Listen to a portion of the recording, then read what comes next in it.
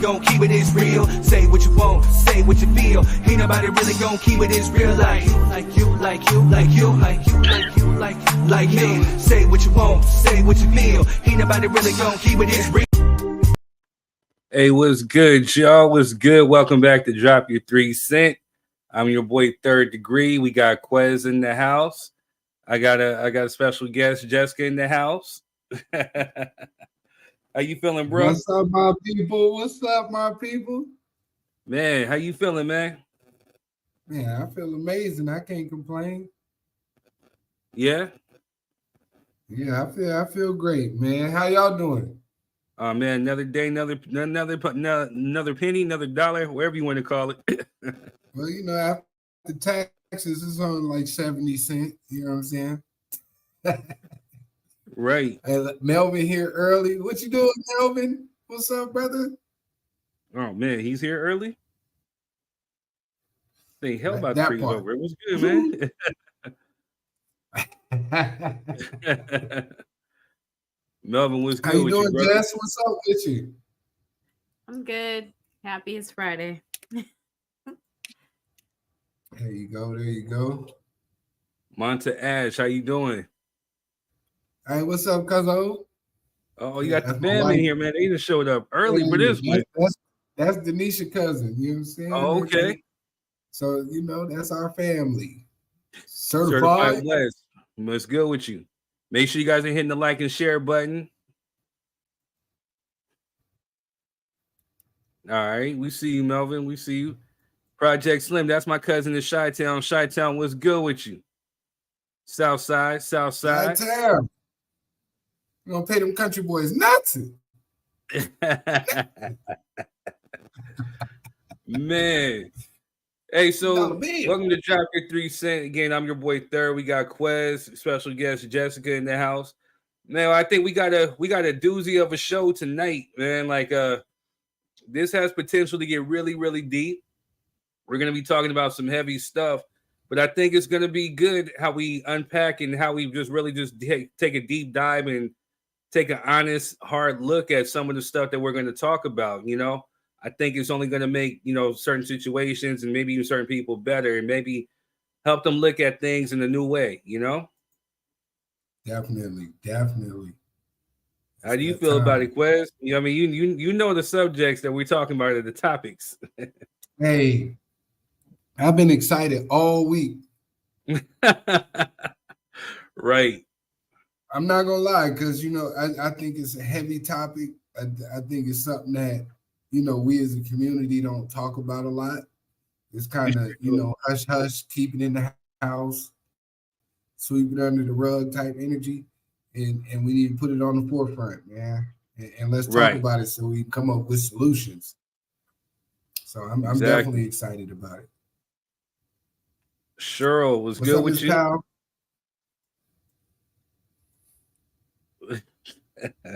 This dude Melvin, man, he'll never disappoint, right? I'm telling you. All right, y'all. So for tonight's show, for tonight's topics, we're going to be talking about how breaking generational curses. What does that look like, and what does that actually mean? We're going to be talking about are parents hypocritical when it comes to raising children these days with certain aspects? You know, we'll take a deep dive into that. Also, we're going to talk about, it was too long for me to kind of write out, but should a child care for an absentee parent? And, you know, we're going to take a deep dive into that in the relationship. That was actually sparked off by something that Dee was talking about on one of the last podcasts, you know, about caring for her father. There she go. Speak right. We got Tisha and we got D on the stage. So you know, we'll be bringing you guys in a sec.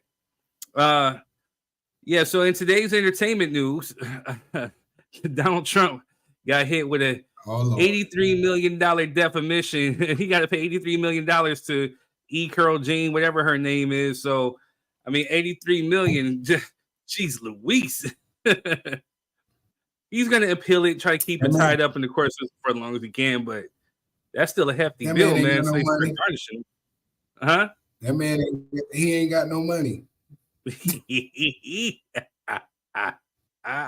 That's what he gonna tell the court. All my stuff tied up in investments. I'm broke. I spent all my money on orange spray tan and these wigs and trying to bail out my homies from January 6th. That's right. You know what I'm saying? He ain't got no money, man. It's okay. Man. All right, man. Theatrical. So listen. Oh, dang, D just walked away, man. All right, we'll bring Tisha to today. Hey, did you see that Chris? Did you see that Christian said she moving back in the Blueface house? What in the toxicity is going on there? I knew you would like that one. That girl like that. You know what I'm saying? Just a little entertaining, little messy news, real quick. Just a little messy. Right. Man. Hey, Tisha, how you doing? I'm good. How are you? How's everybody doing? Pretty good. Pretty good. Man, pretty good. What's up? What's going on? Oh man, you know, hey, getting ready to get this thing started over here. I hear you. All right, so let's go ahead and let's just jump right into it. If I had to mute myself from time to time, I'm still battling. I still got this little cough, but I took some cough medicine, so let's hopefully see if it worked. Dang, now Tisha drop off. D, how you doing? I'm good. How you doing? Good, good. What up? What up? All right, y'all. So you already know what to do, Quest. You know what it is, Third? What's the word for the day? What is the word? Words from Third. The word from Third is perspective. And the second breakdown of it is a particular attitude toward or a way of regarding something. Essentially, a point of view. Similar words is outlook, view, and viewpoint. So, you know, I chose this word because it ties into everything that we're talking about today, because it's definitely, you can have one viewpoint, one way of looking at it, one way of feeling about it. But the one thing that we do on Drop Your 3 Cent is that we bring in people from different walks, different cultures, different things, you know, in order to kind of give you a different perspective. So just to know that your way, there is your way, but your way may not be the right way. There may be another way to type of maybe like look at certain things. And maybe it may help you be able to digest and actually process certain things. You know what I'm saying? So definitely, this is going to be one of them things where it's definitely going to be a perspective piece where we're going to be bringing different perspectives. We're going to be talking about different points of views, different feelings, and different emotions behind it. And, you know, and then that's okay. You know, it doesn't necessarily mean that it's right or it's wrong. It just means that it's just another way of looking at it, you know? All perspective, baby. I like that. All right. So we ready to go? I like that. Let's get it. All right, let's go. Let's get into it. All right. So the first one that we're going to take a deep dive into is, you know, I seen something that last week, you know, with Des Bryant basically talking about breaking generational curses. And this is something that, you know, I think, especially within the Black community, that we do not talk about enough. But at the same time, I mean, I don't think that people really have an understanding or a perspective of what breaking the generational curse may look like. But I definitely want to show you this clip, and we can break it down and take a deep dive into it. Since I met y'all, it's probably like 6 years. You know, just say break generational curses. Quit yelling at your kids before they go to bed and expect them to sleep well. Quit yelling at your kids in the morning right after they wake up before school and expect them to have a good day. You set the tone for your children. You set the tone for they will always remember in their heads. You become the inner voice. Don't be the inner critic. Speak life, speak love, speak bravery, kindness and hope. Speak wisdom and truth. Most of all, listen to your children. I never had none of that. I get that to mine. And that's my number one priority. I follow that. That's how I break it. And, you know, so when I do it, I live it. Man, that was deep. He, I couldn't hear him. You couldn't hear? It was like real low. Hmm. Could anybody else not hear him that well? Everybody I heard him heard good? I heard him, but it was kind of low. But I was still able to hear him. Let me see. Make sure everything is up. Volume is up. Yep, and my volume is all the way up. So I'll check one time. Mic check. Mic check. Yeah, that was a deep. Mic check. Mic check. I can hear you. We hear you. I can hear you. Yeah, we good. We good. All right. Okay. So let's play it again. Let's see if I can get that up. Survive. Since I met y'all, it's probably like 6 years. You know? Just say, break generational curses. Quit yelling at your kids before they go to bed and expect them to sleep well. Quit yelling at your kids in the morning right after they wake up before school and expect them to have a good day. You set the tone for your children. You set the tone for they will always remember in their heads. You become the inner voice. Don't be the inner critic. Speak life, speak love, speak bravery, kindness and hope. Speak wisdom and truth. Most of all, listen to your children. I never had none of that. I get that to mine. And that's my number one priority. I follow that. That's how I break it. And,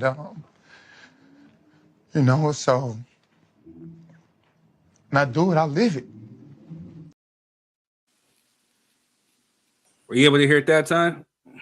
Yeah, it was low, but I just got close to it. Maybe because I don't have my headphones and my phone got it charged. But I heard Oh it. yeah, that would play a part. Yeah.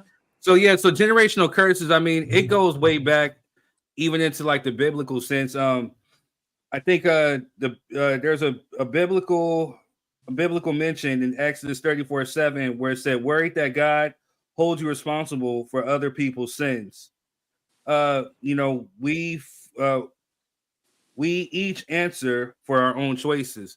So I think that's a fear that I think a lot of us have, is that you've always heard that saying, like, sins of a father, get passed down through, like, through our sons and daughters, or sins of the father and the mother get passed down. And so, it's just one of those things where generational curses are misfortunes that tend to happen over and over again from one generation to the next. Repeat misfortune in a family. That's another way of looking at generational curses. So, yeah, Is it you misfortune digress? to ignore it? Yeah, because I think that's kind of leaving a scapegoat. You know what I'm saying? When you say misfortunes. Generational curses are curses because nobody learns from them. You know what I mean? That's how I feel. I can't say we leave it up to misfortune for lack of education, lack of knowledge, lack of awareness, and the ability to face the trauma. That's not misfortune. That's learned behavior. So it becomes generational because nobody addresses it and just continues to let it go on, and we pretend like we don't see it. Right. And there's other names for it too, because generational curses kind of like Quest says, it make like, and the definition makes it look like it's misfortune, but there's generational patterns, generational cycles. When you say it in that way, that brings in human behavior, and it gives a point to the person to have accountability on.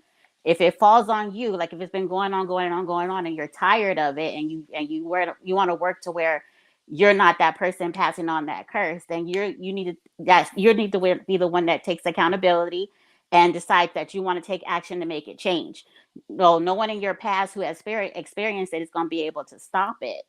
If it has to stop with you, and you have to make it a point to try not to pass it on to the next generation. So I get what Quez is saying. It's behavior, not necessarily like, oops, it's fortune, or oops, I'm unlucky today, or oops, I got my grandfather's, generational curse because he didn't handle it then. I Something like mean, to that. some degree it can be, but some of the definitions of breaking or actually generational curses are disobedience, violence, idolatry, which not adultery but idolatry, meaning that people worship other things, Mm-hmm. other than God.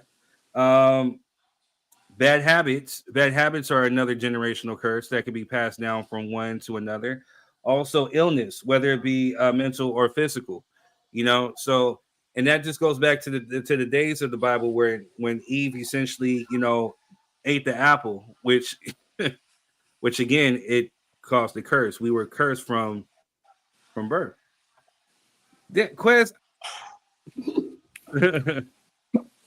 bothering me. When what's We up? gon' we gonna be in trouble today, Quiz. I already feel it. I mean, poverty could be another generational curse. Addictions can be another generational curse.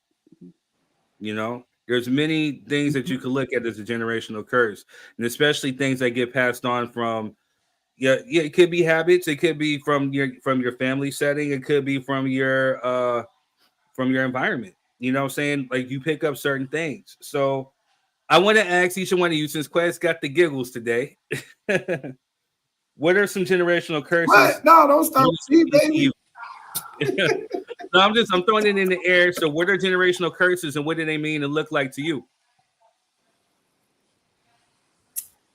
Man, I think I pretty much stated it. Like, when you as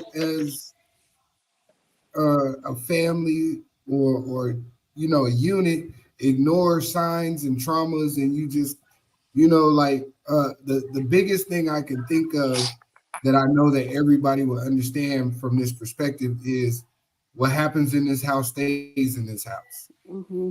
How many of y'all heard that?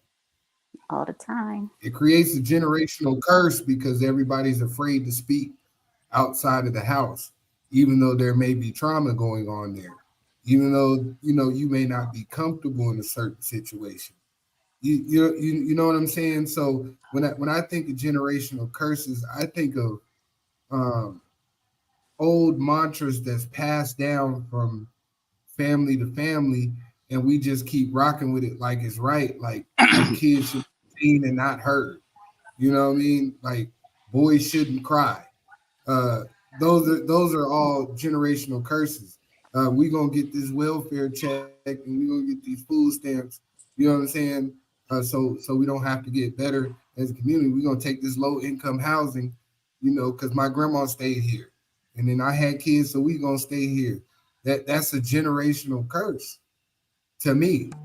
You know what I mean? Those are things that you can change, but you keep ignoring it, and then you pass it down to your children, and your learned behavior becomes everything that they know because you didn't do better as an individual for yourself. So now your kids don't know no better unless they get away from you and get around somebody who's doing better. That, to me, that's what a generational curse is. Not being able to grow from a stagnant situation. Agreed. That sounds good. Agreed. Cheryl says, but that one is wise about what happens in the house stays in the house. I don't agree with that comment. Why is that wise? Yeah, I would like to know why too. Because coming from me personally, I'm a survivor of sexual abuse and within the family structure, and I held on to that forever. For like until I was like in my 30s, I finally told my parents. And that ate away at me to where my actions reflected that. And I thank God that I was able to, get into Him and prayer. And, I finally went back to church and started getting more into me and getting closer to God to where I was able to finally speak up. And I was finally able to heal, because that was one thing I did not want to pass on, is that you just hold on to this until you spew or until it's just eating away with you, to where you might end up passing that on to your kids or to other family members that you take care of. Or if you're a mentor, it might be passing that destructive behavior to someone else, holding it in. It does really eat away at you. So that's why I don't personally agree with that statement. It might work in other situations, but for me, it didn't, because I carried it. And even at some points, I still kind of go back to, like, if there's a trigger or something like that, it takes me back to that. but I'm glad I have the tools to where I'm able to work through it, because I decided that it was going, that I no longer wanted to have that victim behavior, and I didn't want to teach anybody that I wasn't taking care of or anything like that to have that same type of behavior. So I wanted to break that chain. But Good. definitely speak up. Definitely, Hold up. especially when So it's something Cheryl, like that. But Definitely speak hold up. on, but hold on, so Melvin, hold up. Cheryl does have a rebuttal of sorts. It says keep outside folks out your business. Abuse is different because to escape you need help. You need help. So she clarified that. Okay. No, like I yeah. said, I can see it in But that's certain the problem with situations, the but statement is it don't have no context. mhm. I'm sorry. Yeah, can I Go say ahead, something about Tish. that? Oh no, I was done. Was it just about to Oh, speak? Yeah, so Jess. for a child, they're not going to understand at a young age what abuse is. They're not going Mm-mm. to understand at You, all. Mhm. you are so Yeah. right. You are so True. right. Right. And I say that That's to it. be like, to where it's like what goes on in the house, stay at the house.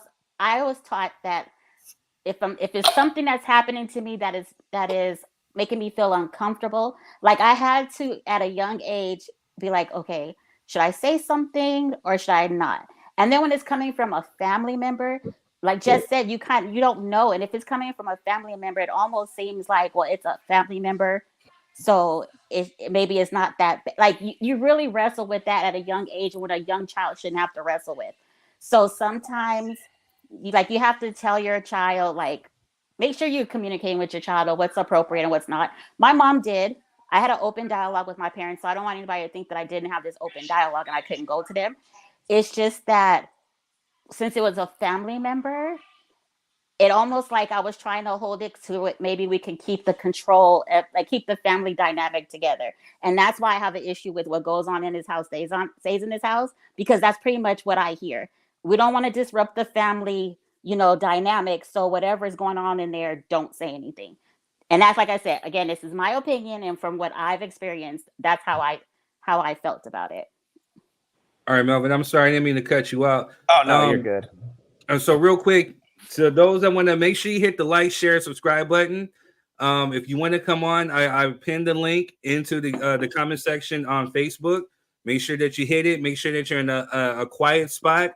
We don't, especially for these topics, we don't want any outside distractions, any noises.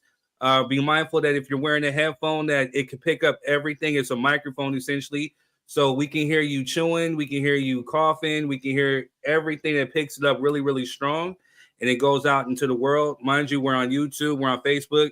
To those that do come on, make sure that you hit your destinations and then share it to your Facebook, your YouTube, your Twitters, your LinkedIn's, because we want to make sure we're spreading the word, especially with this type of topic that we got here. But Kira, what's good with you? Make sure that you hit the like and the share button and subscribe if you're on YouTube. All right, so Melvin, what were you getting ready to dig into? Oh, I was gonna say I understand Cheryl's comment, and I definitely Mhm. understand Letitia's what she went through, her experience, because some aspects of your family business is nobody's business. Like you Correct. don't go out there and be like, you know what, Mama lost her job and she smacked Daddy, and yada yada yada. You don't want them to be going and telling that to the neighbor or other people, because that's none of their business. Or I got grounded because I did that. It's certain things that should stay within the family unit, but you should have that open dialogue within your family to discuss those things, because it ain't nobody's business but the family's business. So if you're a young child, then you should be able to have that conversation with each of your parents and everything else. I agree. That's all I was going to say. Sometimes it's nobody's business except the family business.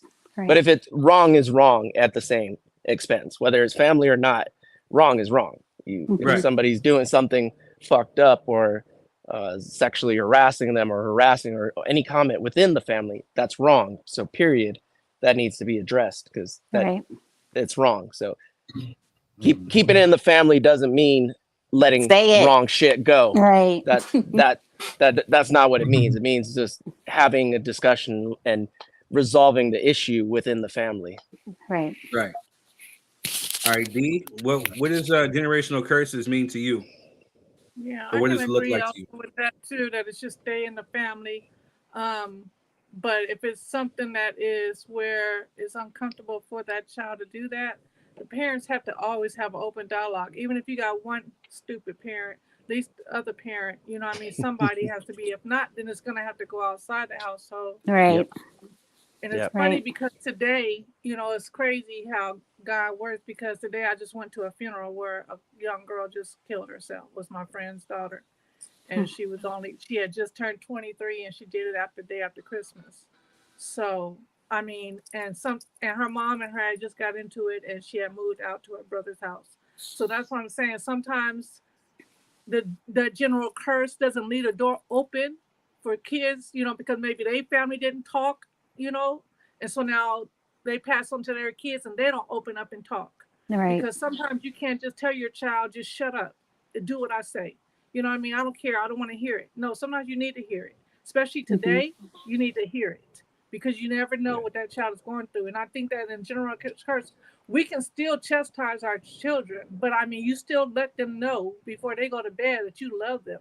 You know, break that habit. You may not have had it in your household before, but break it. I see it all the time with some of my cousins, especially the ones in LA. It's like they don't care. They start cussing, you know, get your M&F and butt over here. Why are you talking to the child like that? Like, but that's how their mother talked to them.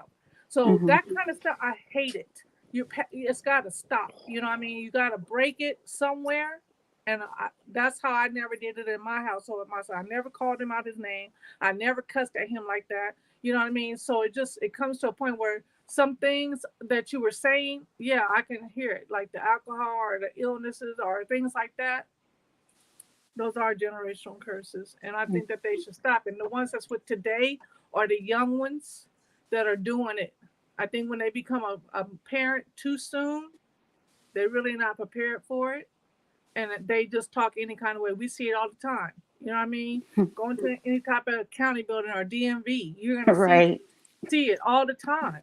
And then I can't stand, like, they don't understand or take a class. You got to understand and educate yourself how to be a parent. They'll have a jacket on, but the baby don't have nothing on. You know what I mean? When are we going to pay attention to our children? That curse has to stop, you know. But I don't know where that starts. I guess as people pass your path, it's the only way you're going to do it. Because some of them are hard-headed. I think you guys saw, did you see the clip where the lady was in the Walmart and the baby only had on a diaper in the basket, and they were wanting to call the police on her? No, I didn't see that. Yeah. You know, some people just don't get it, and it's just passed down like that's what they do. So let me play advocate and let me ask a question. Have you guys seen any generational curses within your own family, and have you noticed them? And have you actually, I guess, picked up on some, or have you actually, you know, unbeknownst to you, indirectly? Oh, yeah, definitely. Yeah, I would think it would be rare to find a family that doesn't have one. Yeah. I think with Quez hit it on the head when he said it's definitely behavior, and because children, they emulate what they see and how they're taught, and so if they're taught to yell, scream, and be crazy, that's what they're going to grow up and do, because that's what they know. And so if their parents have no idea about financial literacy, then they're going to be broke just like their parents, because they were never taught that it takes a lot of willpower and a lot of change in mindset to say, you know what, I want to do better, because every parent wants their child to do better than themselves. So they were like, if I want a bigger house, or if I want more money, or if it's not even about financial things, if I want happiness within my family, or I want my son and my daughter to want to hang out with me instead of like, nah, fuck mom, fuck dad, I'm out of the house, I'll call them, I'll see them when I see them. So it's just better family relationships, because a lot of people don't have good family relationships. There's always dysfunction.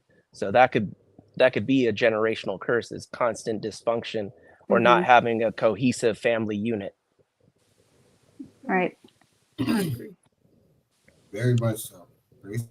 Great job. Right. So, I mean, so have you guys indirectly, like, I guess it's subconsciously, have you guys repeated some of those generational curses? Did you recognize them? And then when was the point to where you actually say, "Hey, I need to stop. Like this is wrong." Oh, you well, for me, it definitely my parents, my dad. My dad was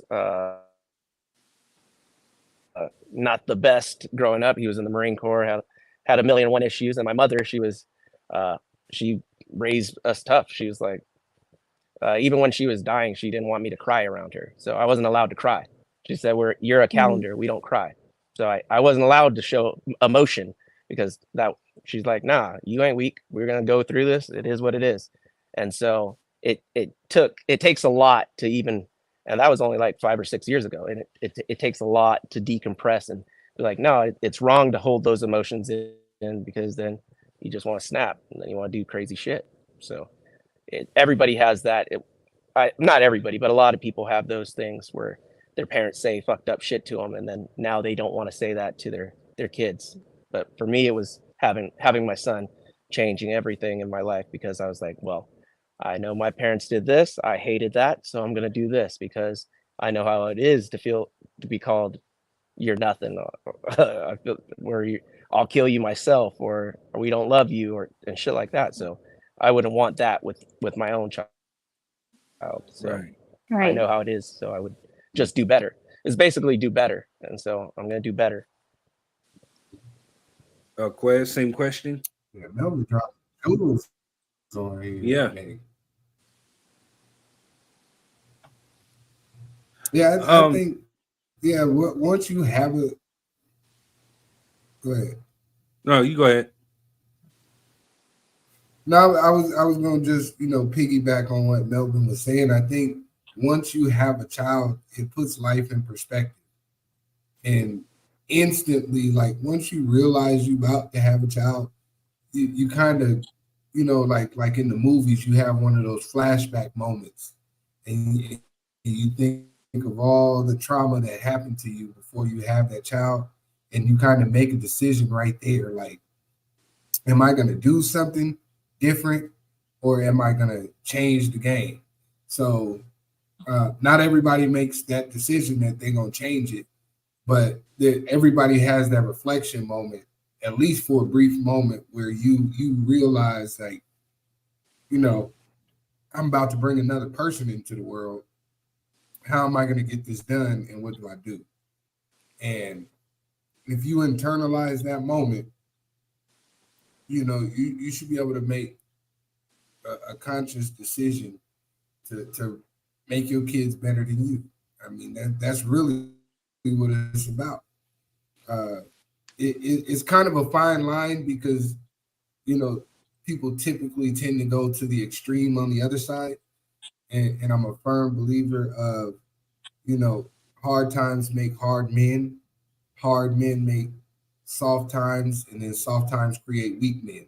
So it's kind of like a double-edged sword because now we can look at it right now, like in the generation that we're watching with cancel culture and that kind of thing. Like there's a whole lot of sensitive people out here. Like you can't take a joke no more. You can't speak your mind because you might offend somebody and you might hurt their feelings. But you don't want to put so much pressure on your child, like stop being a punk, don't cry about that. So you kind of gotta navigate this new era and prepare your children for life to not be offensive, but also to have empathy, but still be able to speak their mind in this type of environment. And I think that's a tough path to go on right now, because it's so tricky, but I think most people have dealt with generational curses, and the only thing you can do to combat it is make a decision that it stops right here. Mm-hmm. I'm gonna break the curse. You have to make that decision. I'm gonna break it. I'm not gonna wait for somebody else to show up and help me break it. No, I'm gonna break it today. Period. That's what you have to So do. what happens when one can That's all I recognize got. that they're what happens when one can recognize that they're essentially living a generational curse or Then they're it's bound to perpetuating? it is bound to be repeated because they might tend to give it Mhm. to, pass it down to their children, to whoever they come in contact with, and it's bound to be repeated. It's going to spread like a plague if you don't stop it. If a person does not make that conscious decision to be like, okay, it stops here with me, and you start putting together the action plan to stop it, it's going to keep repeating itself. It doesn't just die out. These are patterns and cycles and things that are being passed down. And if you're showing this to your family members, and like you all said, if you have children and your children are watching you, this pattern is going to continue. And you have to be active with it. You can't say, okay, son, I don't want you to do this, or daughter, I don't want you to be like how mom was, but you still be in the same way that you were. How do you expect your child to catch on to what's right and what's wrong when you still doing wrong, but you're telling them, don't do what I do? You have to be very consistent. It's definitely discipline, mindset, and be the example. So the kid, like I said earlier, the kids are going to emulate anything that you do.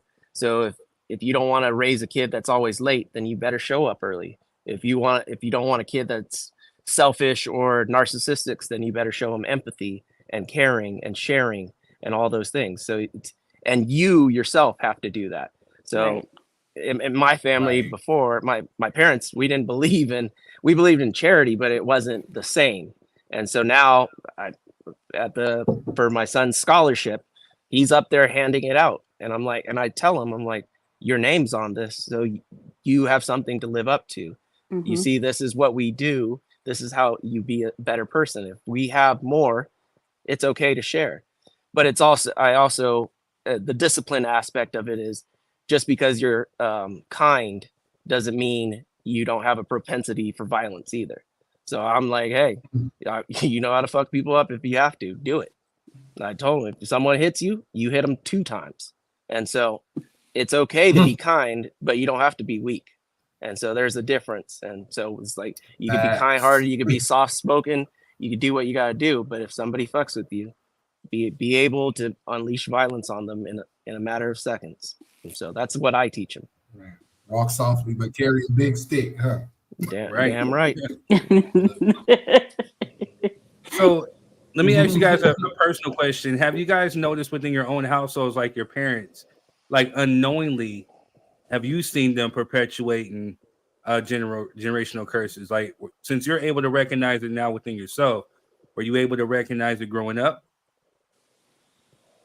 You know, one pattern that I noticed. I think a lot of it doesn't hit you until you become an adult. Go ahead, Tisha. I was saying, no, one pattern I've noticed in my household, and I'm piggybacking off of what Melvin said about showing emotions.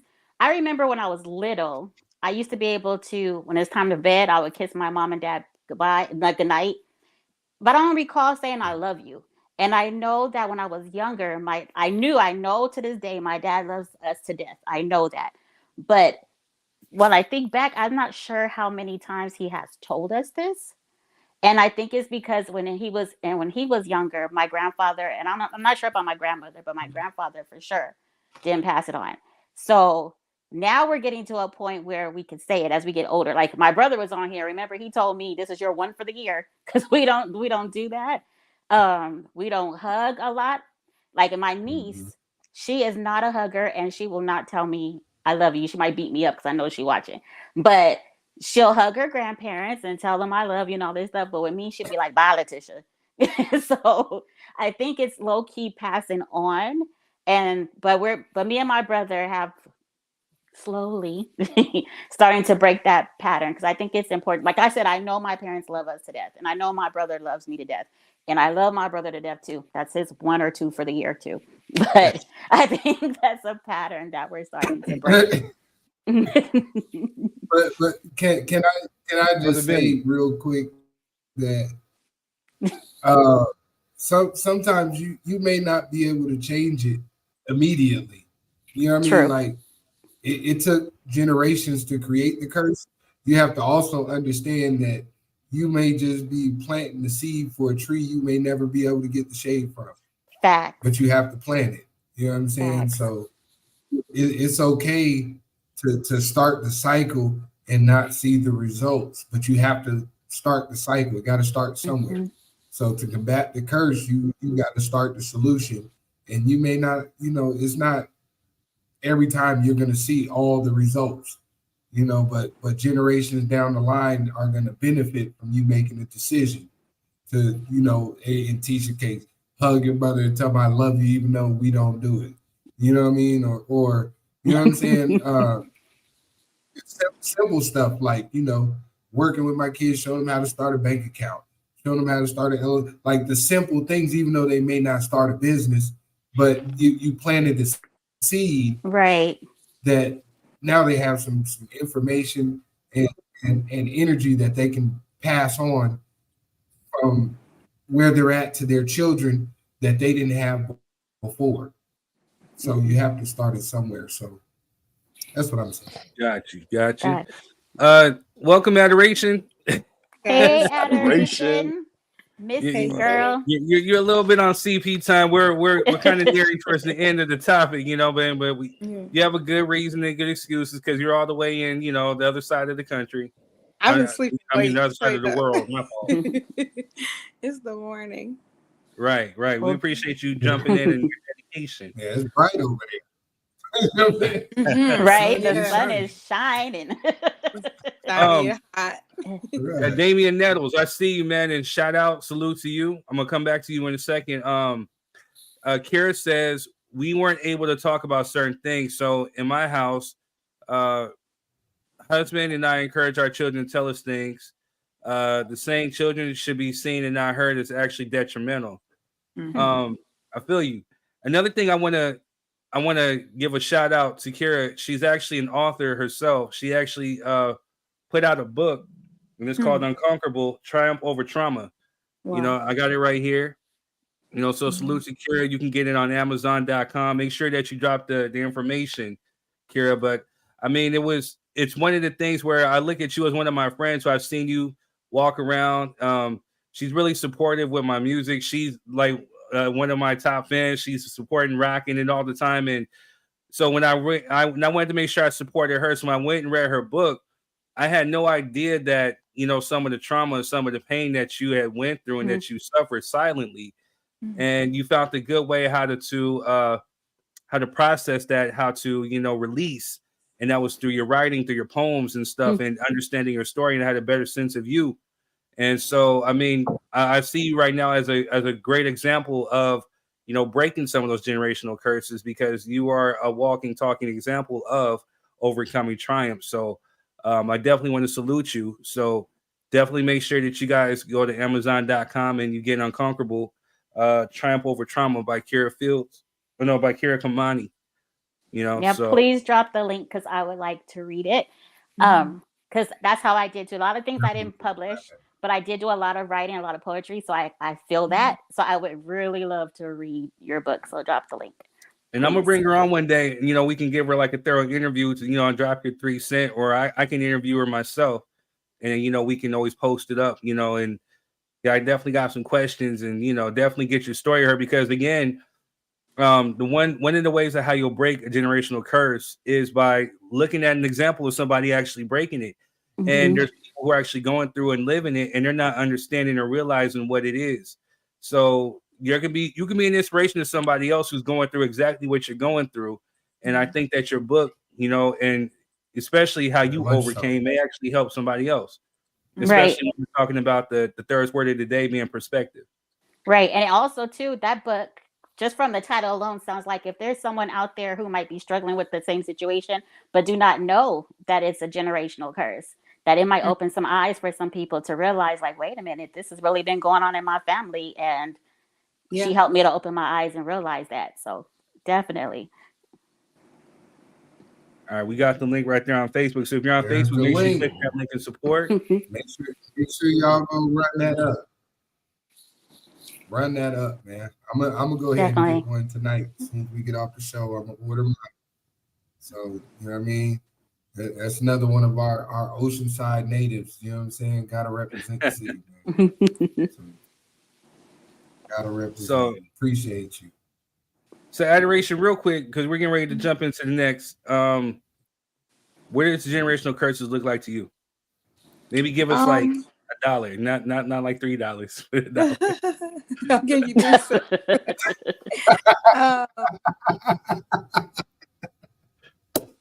Let me see. You're down to 70 cents now, because you waiting. It's 70 cents now. I mean, Oh, Hurry up. the clock already started ticking, girl. You better go. I feel like generational I'm curses just kind of messing with you. have to do with the bad things that are passed down, and I feel like I think you mentioned some generational curses. You can't tell that they're generational curses, and some are a lot deeper than others, and some are just like very small things. But I feel like sometimes just looking into the way that it is how it is type things, the things that make you feel uncomfortable, but you're like, this is normal, like this is regular, but you never felt good about them. I think that you got to look into a lot of stuff when it comes to generation curses. I do think that we use a lot too freely these days, and maybe that's just everybody expressing it the way they need to express it. Yeah, I mean, I don't really have a deep take on it. I just I notice a lot of things that are just so normal when you're growing up. And then when you grow up and you look back, you're like, whoa, that's not normal. That's not how it should be. Even if that's how it is for everybody. Like, oh, that's everybody's dad. Oh, that's everybody's mom. Oh, that's how it is. Oh, that's how siblings, act with each other. That's just how it is. And so, yeah, I think that there are a lot of generational curses that, again, like I think Kara is just saying too, you have to look into when you get older to see oh, that's not how it's supposed to be. So that in your life and your relationship with your kids and your relationship with your spouse and your relationship with the world, you don't repeat those things for yourself. Basically. Good. Yeah, I like that. All right. I agree. All right. So before we jump in, to help recognize generational curses, this is something I found. Like, do you suffer from the same physical illnesses as your family members? Are your behaviors destructive or appear impossible to correct or extinguish? Do you notice the same destructive behavioral patterns in members of your family from one generation to the next? If you answer yes to any of these questions, you may be experiencing generational curses.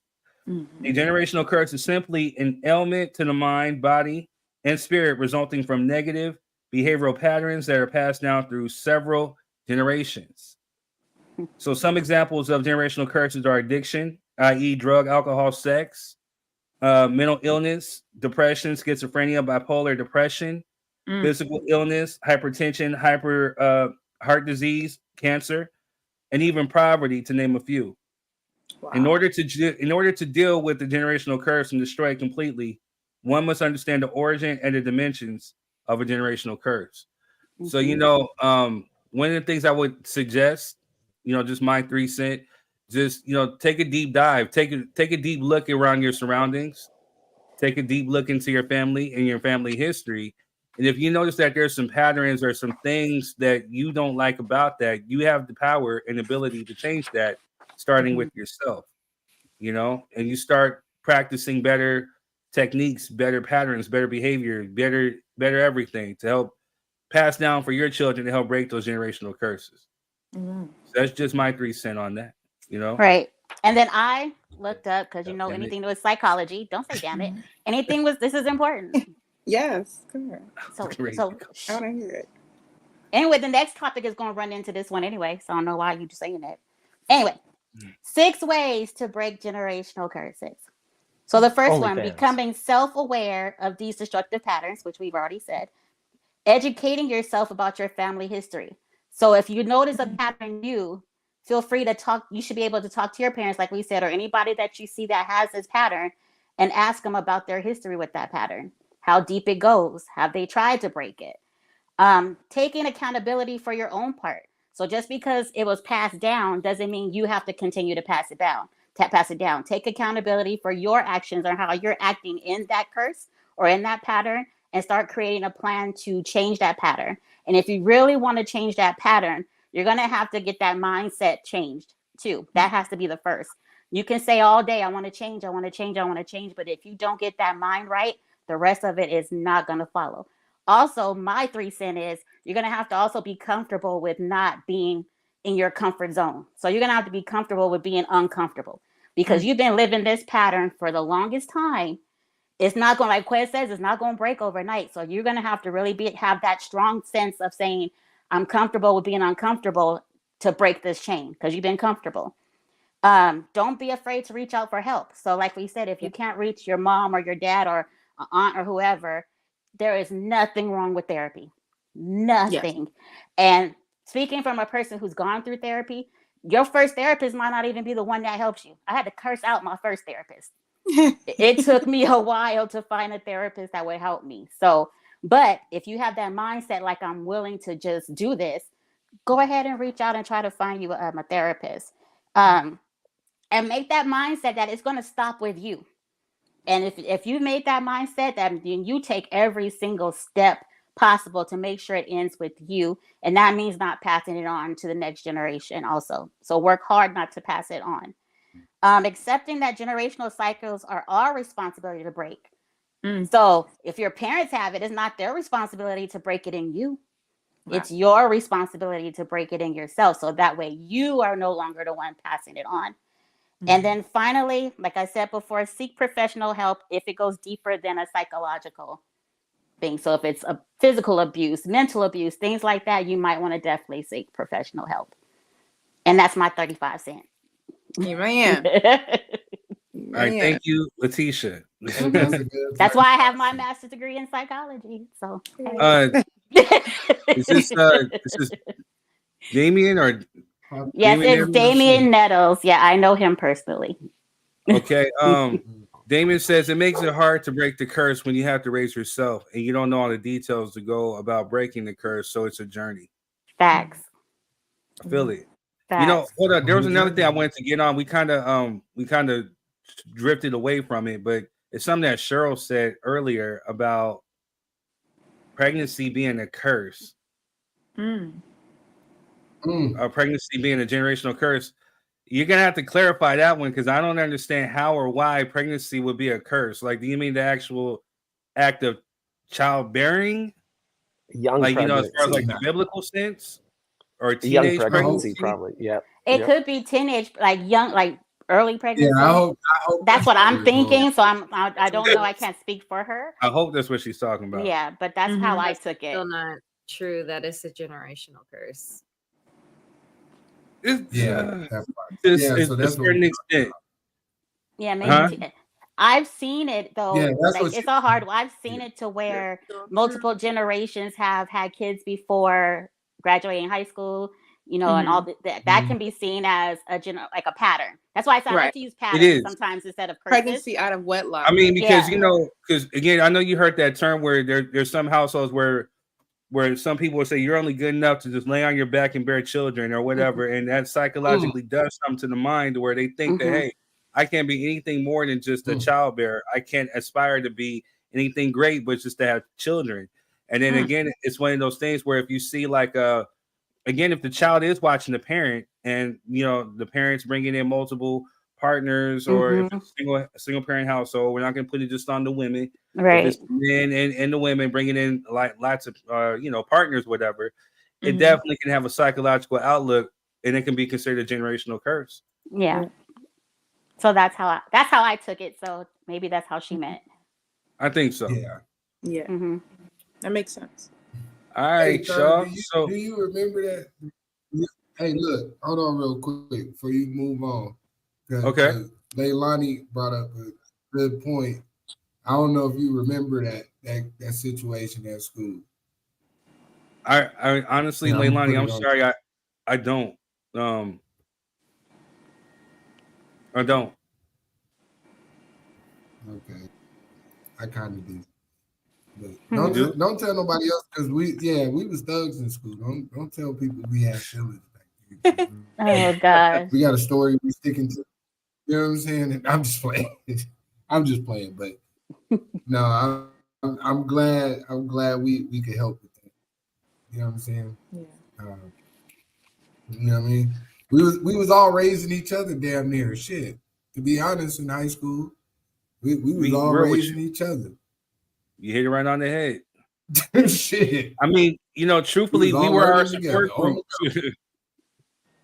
Quez over here clowning folks, snapping off.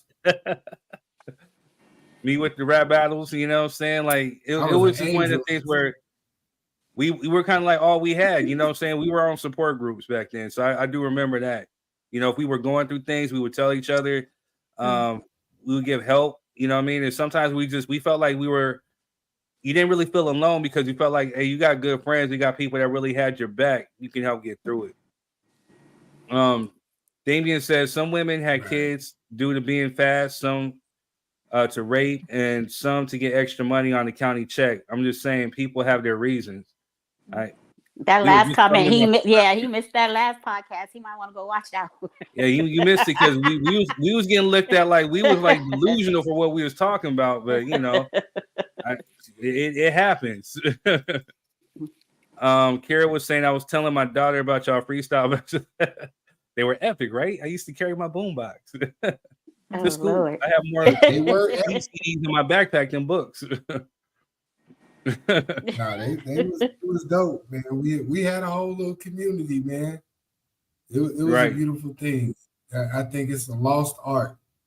You know, troubled people finding their ways to each other, and you know what I mean, building upon that to where everybody felt the part. Right.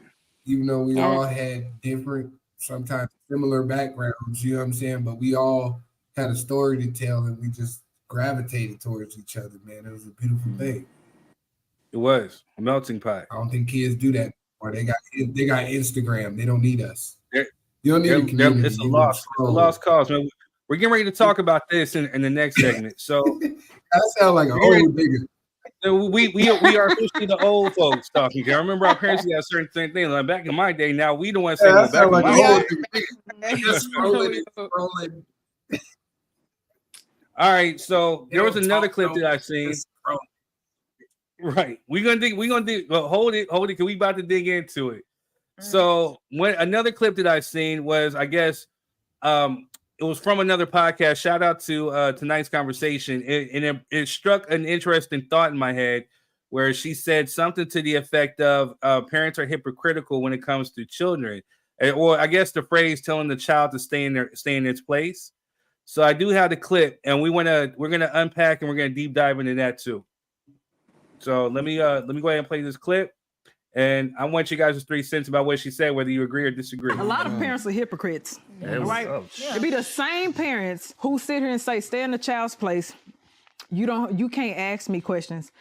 But you're also the same parent who makes your child watch after their sibling. Yep. You make them tend to household responsibilities, cook for kids, take care of grandparents, give the grandparents their medicine, just depending on what type of household, if you have a transgenerational household, stuff like that. But you're also the same parent that say you have to stay in the child's place. Yeah. No. That child has, that child should be able to have a voice and speak as well, because you forced them to mature fastly. You made them develop quickly. You made them become an adult in the household. You made them become a second parent in the household, and then you want to tell them what they can and cannot do. They can't ask you questions, but you put that on them. They didn't ask for that. They didn't ask to be your emotional cushion. They didn't ask to be your punching bag. They didn't ask to be a second parent. They didn't ask to be a caregiver. They didn't ask to be the person who's taking care of things. They didn't ask to help pay bills. They didn't ask to be at 16, 17, go get a job and help pay bills and stuff like that. We really want to talk about God forbid she wears some booty shorts, because then she's being fast. Oh, okay. You push me in the fast track.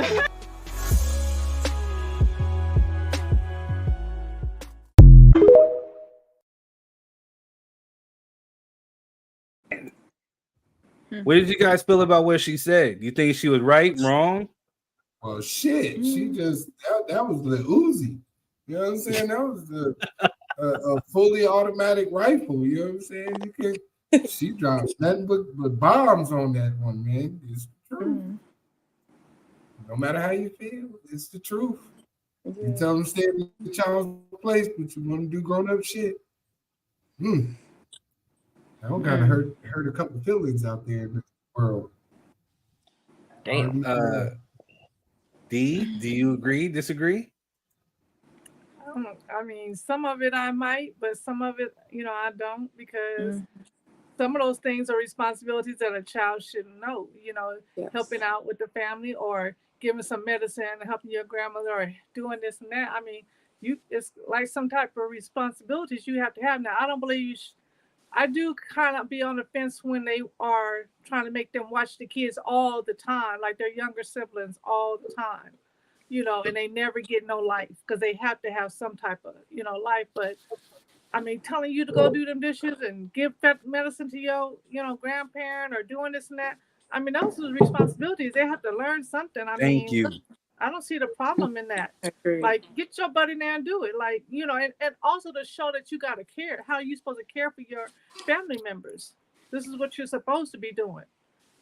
So that part, I'm just but this like, is, you know, third with the exactly. This is where word etymology comes into play, and you have to listen to understand, because it was based on the preface of kids should be seen and not heard, right? That's what she started with. We tell children they should be seen and not heard, but then you put these responsibilities on them. I don't think we're saying that kids shouldn't be responsible for parts of household duties and stuff. My kids are responsible for washing the dishes, cleaning their bathroom, all of that good stuff. But if they have an issue, we should still listen to them.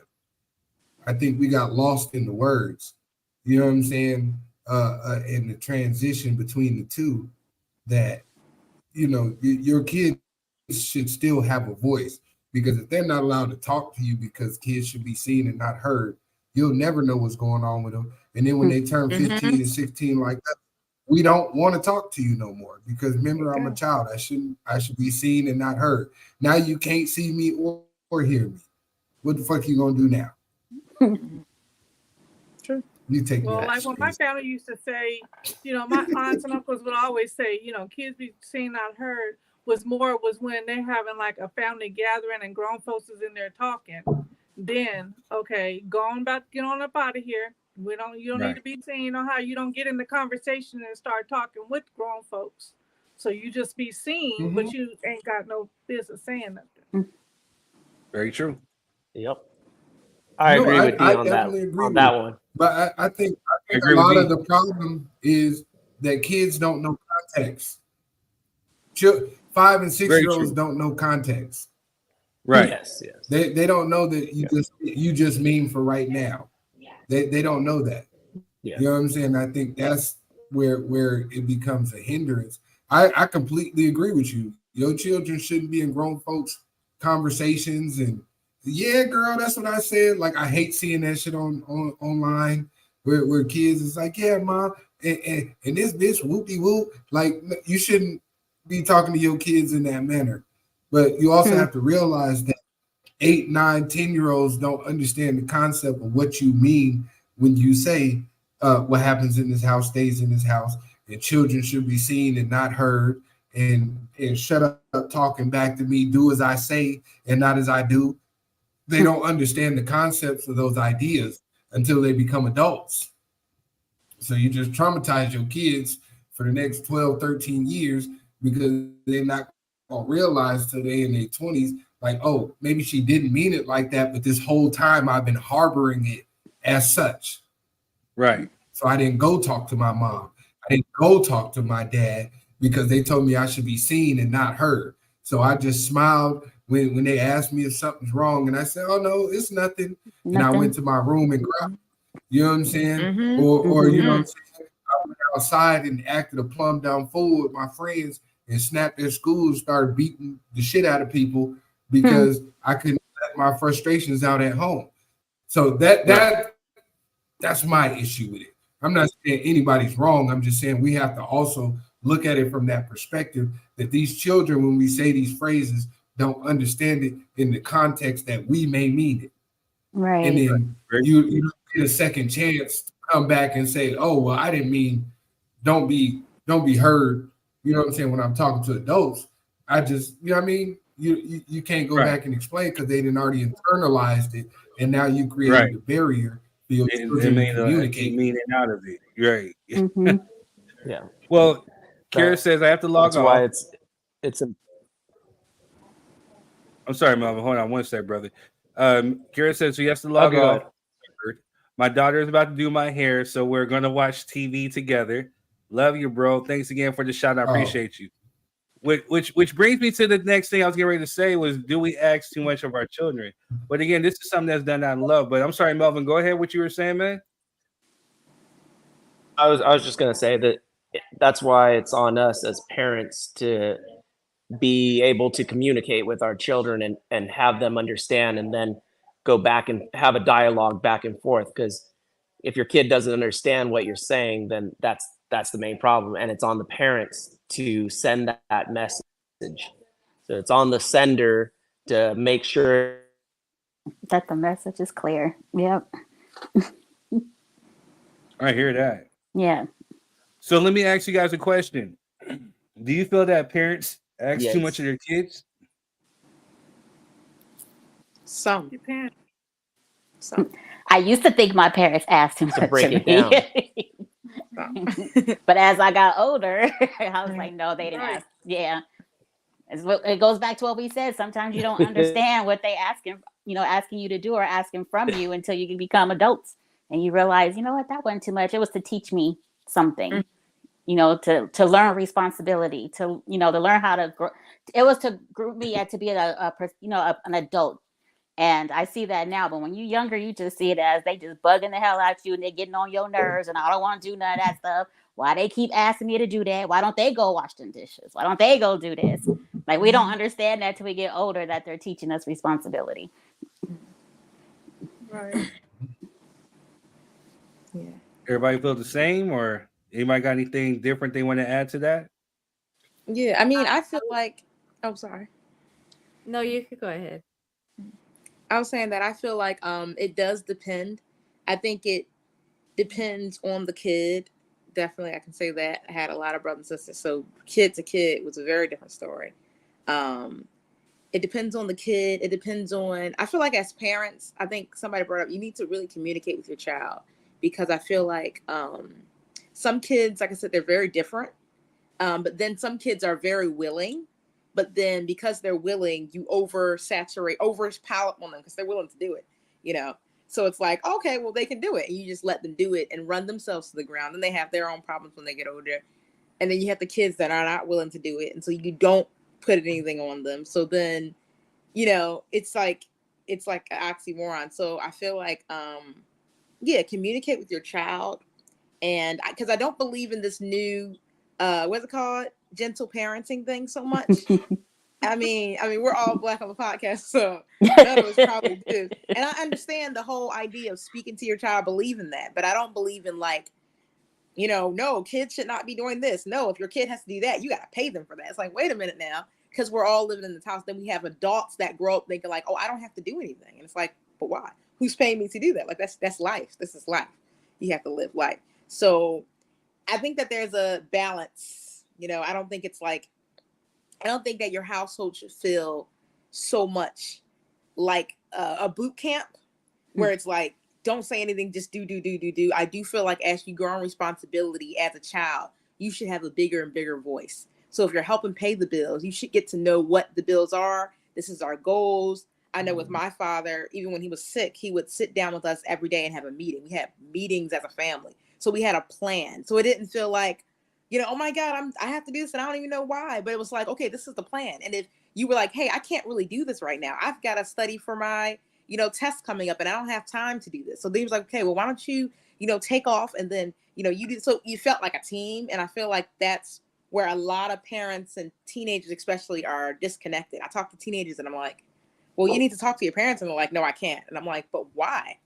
It's a very small issue that can easily be fixed. But then I hear from a lot of parents that's like, no, I'm the parent. And I'm like, but your kid can't help you if you're, and it's like, well, I don't need their help. But it's like, you kind of do, you kind of need a babysitter. You kind of need somebody to contribute. You kind of need this. So have a conversation and, drop that authoritarian. I think even outside of that, you need your child to communicate with you. Yes. You know what I mean? It's too rampant in our community that our children get abused and they just carry that cross with them throughout the rest of their life, and we don't find out till they 30, 40, 50 years old. You know what I'm saying? And it's all because you say, I'm the parent. No, communicate with your children, whether you think it's small or not. You know what I'm saying? You should be able to still listen and give a lesson, even if, because my kids, sometimes they just be whining. My teacher don't like me. You know what I'm saying? They keep giving me all this work. They know I got track, and they know I got like they don't give a shit about that. You chose to do track. They didn't choose to be your teacher. You know what I'm saying? You came to the school, they have a job to do. So you still got to have those conversations, but you still have to listen to them so that you can help them work through it. Just saying, shut up, I'm your parent is not a solution. No. Because you're busy. You know what I'm saying? These children never choose to be here. You made a decision to do some one or two things, something responsible and have sex with your life partner, or you did something irresponsible and had sex with a partner and y'all at odds ends. Either way, your child didn't have no decision in that. So you have to help guide them through this life that they're about to go out and live. And you can't be like, oh, shut up, and I'm the parent, and then 10 years later, like, I don't know why these kids are so crazy. They just out here shooting people, and because you didn't let them talk. Right. They don't know conflict resolution. Hey, my mama said, shut up and go on about your business. So if you don't shut up talking to me, I'm gonna just shoot you. You create this madness because you created a person that can't deal with conflict resolution and have conversations with people like a normal person because they were used to being told, shut the fuck up, go in your room, deal with that shit. I'm the boss, get out my face. Now, when they out here in the world, hey, I'm me, shut up talking to me. If I don't like it, I'm gonna beat your ass or I'm gonna shoot you and I'm gonna keep it moving. So we can't act surprised when this shit happens, but these are the things that we scared to talk about. That's all I'm saying. And that's the part to talk about it and then turn around and blame the fucking kids. We raised these children. I say that too many podcasts in a row. We complain about the kids we raised.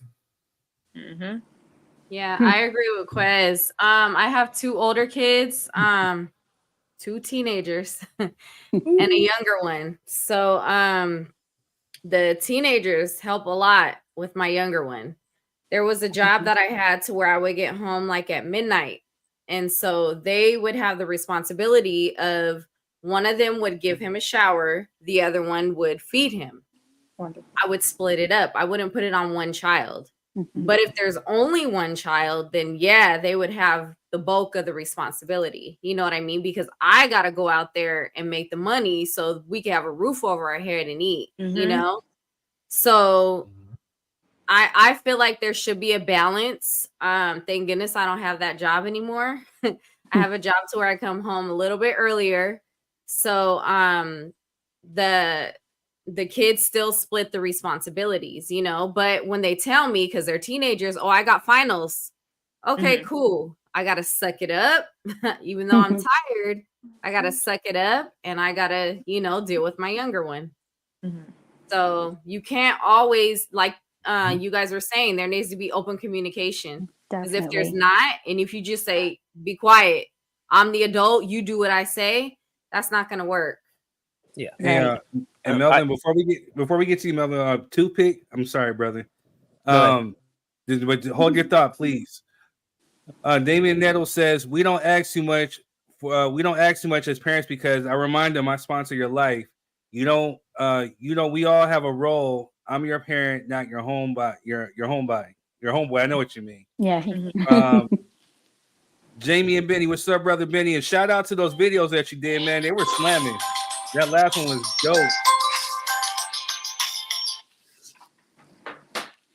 Sorry, that's my business phone, and it's after hours. I don't know who's calling me.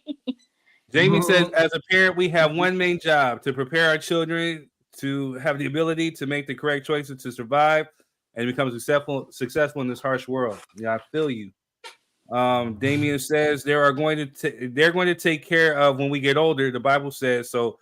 Train a child in the way that should go, so when they get older, they shall not part from it. We're definitely, that's the next thing we're going to touch. That's the next topic.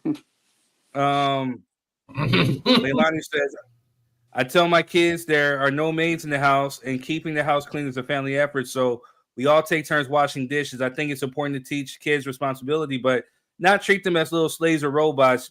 Like Jess said, it's a balance. Mm-hmm. All right, I I'm agree. sorry, Melvin. Go ahead, brother. I didn't mean to interrupt. Oh no, you're good.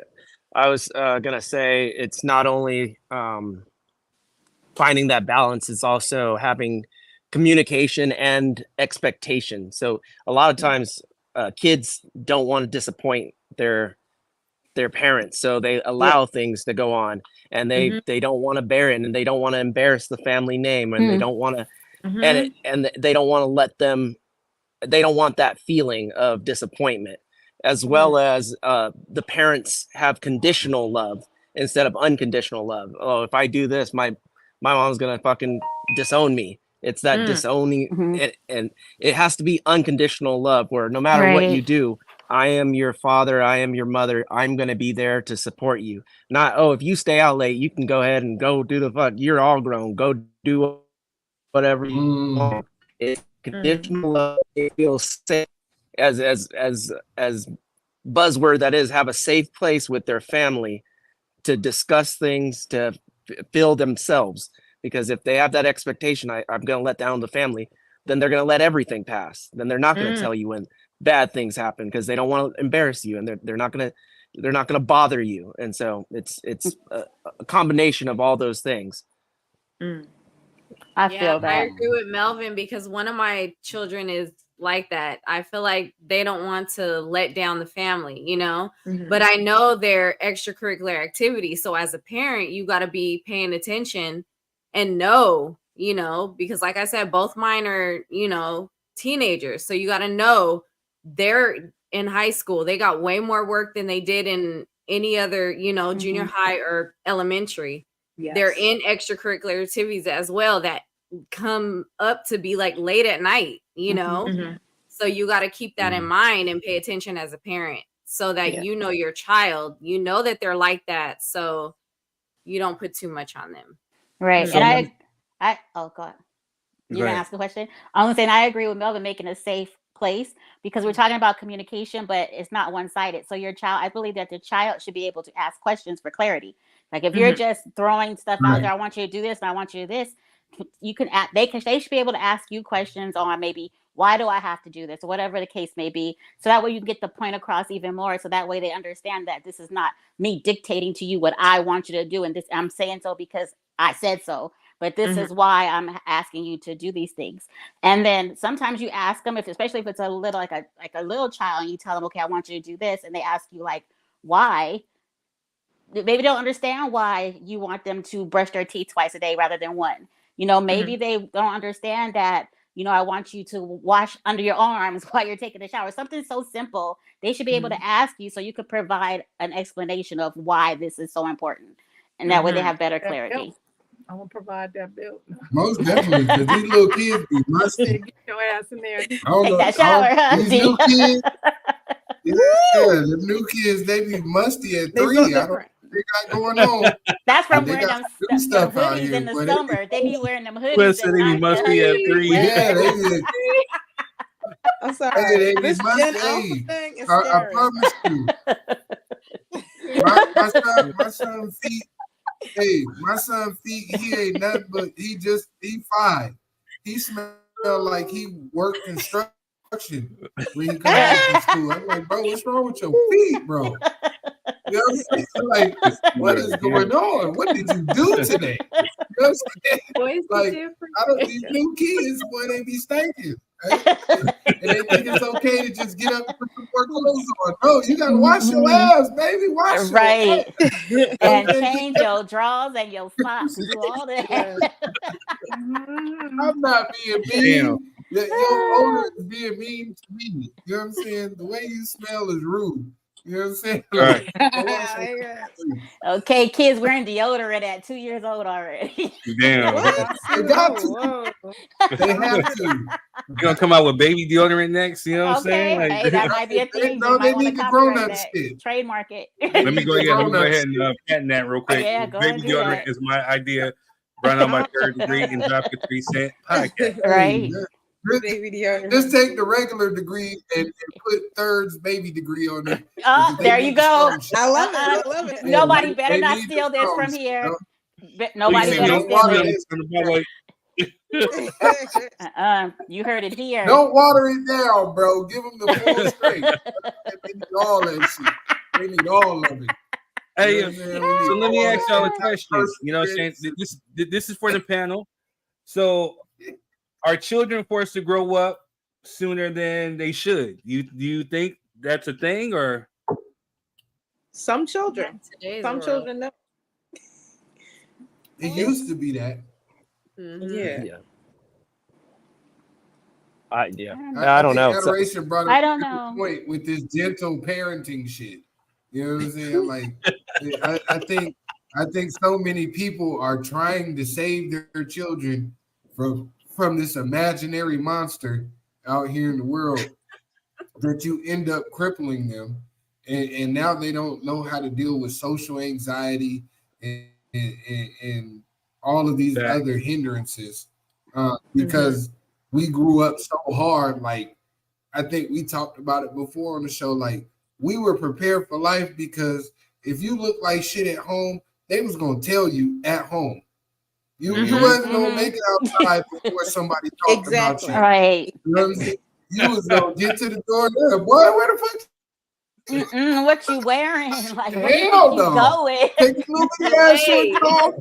You know what I'm saying? Take it. Bruh, where's your clothes? That don't even match. Like, where are you going? Like, you know what I'm saying? So that's the energy we came from. And now we gentle parenting and oh no, you can wear your Pirates uniform with the snow boots and your beanie to school if that's how you feel today. Right. Fuck out of here. Right.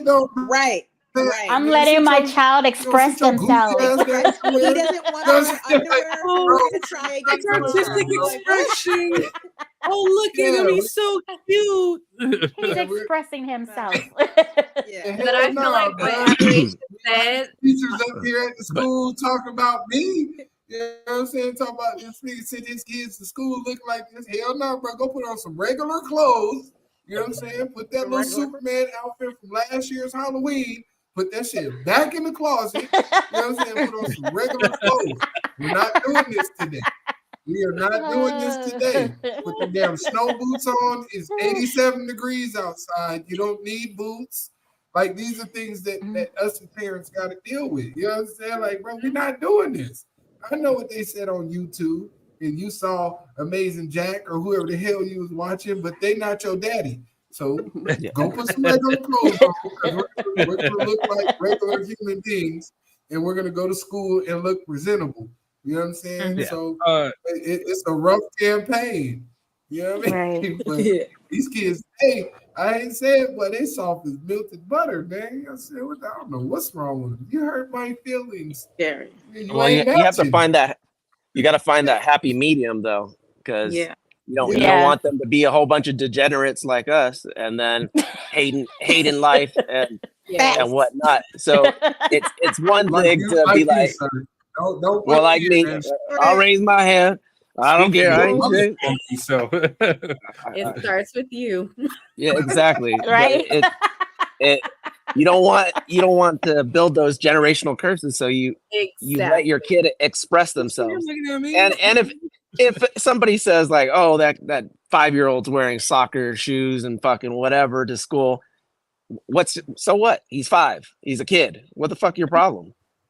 Like, What's your problem? He's 5. He's 5. He don't understand it. But if he's in high school, but if he's high schooler, then it's different. It's in high school. But you gotta start young though. No, but it and they you gonna gotta grow start up young. 20-some-year-old thinking that they can wear Superman outfits to work. But obviously they wouldn't get the job. Look at me, bro. They wouldn't get the job. They wouldn't get the job if they didn't dress correctly. Like everybody has their role. Like when you grow up, you understand that. When we were 5, we don't do the same things as when we were 10. When we were 10, we don't do what we did. Or when we're 15, we don't do what we were at 10. No, because so third skill I just think there's a time and a place for it. You know what I'm saying? Yeah. And you have to acknowledge that to your child. You know what I mean? No, Your son third should be getting spill. off the And I'm school getting ready bus to, I'm getting ready sounding to like piggyback off what Quez just said. a cattle herd. You know what I'm saying? We shouldn't hear him down the block coming with his soccer shoes on, getting off the school bus. It's okay. You know what I'm saying? But when you get out of school, you can put on all the Superman shit you want to, and you can run around the yard and do whatever. Yes. But now it's time balance. to be productive and go to school. That's all I'm saying. Right. You know what I mean? Because I definitely think there has to be some honesty. Gonna be right there. Mind the mic? Yeah. So I Yes, think you there are. definitely has to, like, keep talking to you.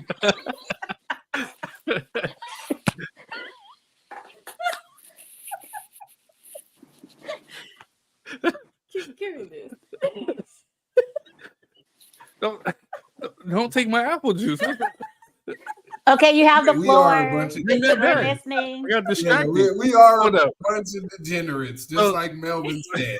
And I gotta agree with him. No, so I Look at definitely this think there has shit to be here. some honesty because I mean you don't want to sit there and your kids out there looking stupid and you send them out into the world and you tell them no, that's okay, and you're giving them some false reinforcement, you know what I'm saying? Because again, like we were saying earlier, you're gonna be the 20-year-old going to work talking about, well, I should have the right to wear my Superman outfit to work, you know, and this is what my mom No. said, and I feel special and entitled because it's a different way of raising children these days. But you know, that is a total different perspective because that's a mindset right there. That's a victim mindset, and that's a like, oh well, I should be able to. No, but if you want to express yourself, this is what you can do. Like I should be able to cuss out. Like coddling. I think people when you got some people coddling and you're not giving them that honesty, that transparency, this is where they blur the lines. This is why we have people that don't know what the hell that's why there's so much confusion right now within kids today. But they don't know what the hell they are. think, they don't know whether they black, white, Ninja Turtle, Power Ranger, Powerpuff. They don't know what the hell they want to be. You know what I'm saying? It's but because I think the problem is that we give too many people the power of worrying about other people. So like I'm worried about what you think, and I'm worried about what everybody else think. And so I'm gonna flash. I'm gonna buy some. I'm gonna show my wealth. I'm gonna buy Jordans. I'm worried about everything else except myself. Mhm. So it's funny. We always like, oh, you can't. Well, you're gonna look bad if people are gonna make fun of you if you're wearing soccer shoes. Well, we should make fun of the people that have $10 in their bank account but just spend $250 on Jordans. But we don't.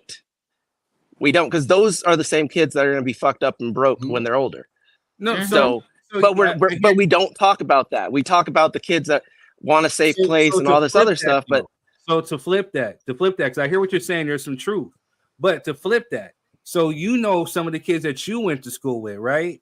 Then some of those same kids get bullied, and some of those same kids couldn't handle the pressure. Some of those same kids talked about committing suicide, and some of those kids that did commit suicide. Again, so I think that there definitely has to be a fine balance, like Quez is saying, like, you know, hey, at school, when you're going to school, this is how you're supposed to be, present yourself, woo. When you come home, you can dress up, be whoever you want to be. Exactly. There has to be a reality. A common denominator is reality. And I think also rules. There's also school rules. So if you send your kid to school in some sandals because they wanted to wear sandals that day and expose their toes, they're going to get sent home. Or you got to bring them other shoes. Then they're going to throw a fit because but mommy said I can wear them or daddy said I can wear them. Well, of course, but that goes back to a mindset. If your kid doesn't follow rules and wouldn't listen to you or doesn't care. That's how it is with little kids. If you allow them to do that, that's how it is. They throw a fit in the classroom every single day. I'm sorry. I know. She works. Yeah. She works I know. Every single day. It's all facts because I work. All I can do is pass out. Can I go ahead, Chris? No, I was gonna let y'all finish. I just want to let y'all know I got next. You know what I'm saying? I wasn't. Oh, okay. But my point, while I'm thinking about it, because I don't want to forget it. But for us, it was more so like you were representing the family, your parents, when you go out.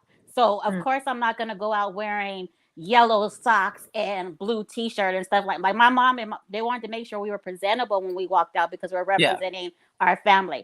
So I think from us when we were younger, that was more so like that. Make sure your hair is brushed, your teeth are, your hair's combed, your teeth are brushed, you're presentable and things like that. That's why I think for us. That goes to the bad side of worrying about what other people think and disappointing your family.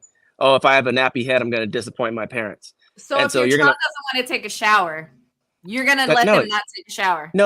no, you set If basic your child wants to rules. wear the same clothes from the previous day, you're gonna Say let it, them wear the Jess. same clothes. If you set basic rules, it's not like, hey, you don't let what you're saying is let your kid do whatever you want. What I'm saying is let your kid express themselves. If they say, oh, hey, I want to, with my son, if you want to wear 2 different color socks, go ahead. I don't care. If you want to wear this is how you do it. If you want to Hey, do when this, I was a do kid, that. I thought it was Michael Jackson, but my mama told me that I was not Michael Jackson. Yeah. Hey, Quez, go ahead, brother Quez. Fashion trend. Go ahead, Quez. You couldn't tell me I wasn't Michael Jackson, I wasn't Popeye, I wasn't, I was all these different characters. I had an imaginary. My mama told me, brought me down to reality real quick. But go ahead, Quez. But that's not really telling you about reality. That's crushing your imagination. I express myself. That's like fuck Santa, fuck Tooth Fairy. That's She was like, "You are not Michael Jackson." That is not real. Your ass go was ahead, Michael Quez. Jackson. Your ass was Michael Jackson pre-Thriller.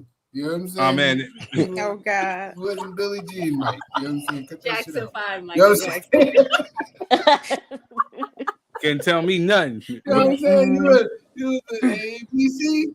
That's what your ass was. No, but Nope. I think we arguing some. I think we arguing semantics. Yeah. Because I definitely understand what Melvin says, and that's kind of what I was saying. Like I got a 5-year-old, so you don't want to stifle their imagination and their creativity in life. You know what I'm saying? It's just a fine balance of letting him know, like, this isn't the time for it. Like, I don't really care what people say about my son because his daddy can fight.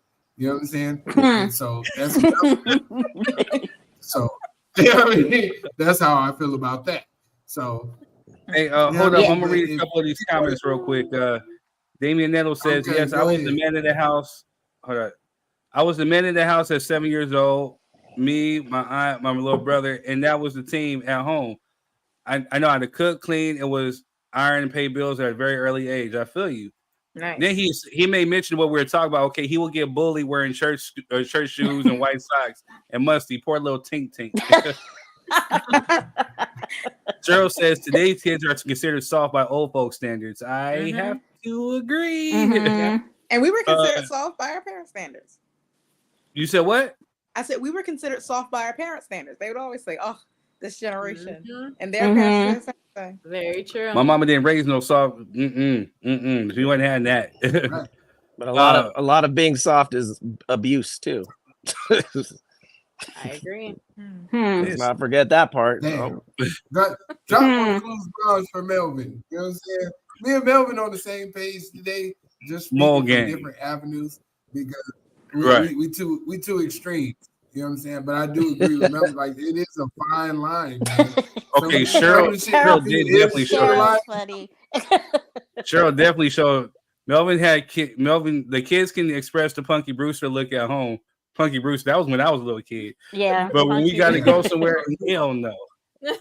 Well, that of course. You know what I'm saying? Y'all tried to call me old earlier. Punky Brewster was digging in the crate. Reference. Yeah, that was digging in the crate. Yeah, you took it back to VA, Texas. D-Taylor, you've been quiet up there. Why you been quiet up there, D-Taylor? I've been talking. Remember, I said I would get the belt, make them do, brush. Yeah, she did. You've been giggling though. You've been giggling like you like. Yeah. I'm giggling at y'all. Right. No, I know you're giggling at us, but you up there like, yeah, that's right. Punk ass kid soft. No, I mean, my son used to try it all the time, and I just be like, "Look here, bro, you gonna keep on." Them clothes, you ain't going. Cause even my niece knew you're not going with me with them flowers all on that dress and flowers on your socks. And my sister would get just so mad, ruffles like, everywhere. Why you hurt her feelings? No, Right. she was like Laura Ingalls from Little House on the Prairie. I hate flowers. Heatheration, do you know what Little House on the Prairie is? Yeah. You know who Punky Brewster is? She said, yeah. No, do you know who Punky Brewster is? No. Yeah, a lot of flowers are She had that. She had that one little black friend too. Oh my God. Look up Punky Brewster and check out her I gotta outfit. finish hearing this D story. I want to hear this D story because I want to figure out how the Kensietta 17 dress went. You know what I'm saying? That's funny. All the flowers. So go ahead, D. Finish that story because I want to hear about this wedding dress situation.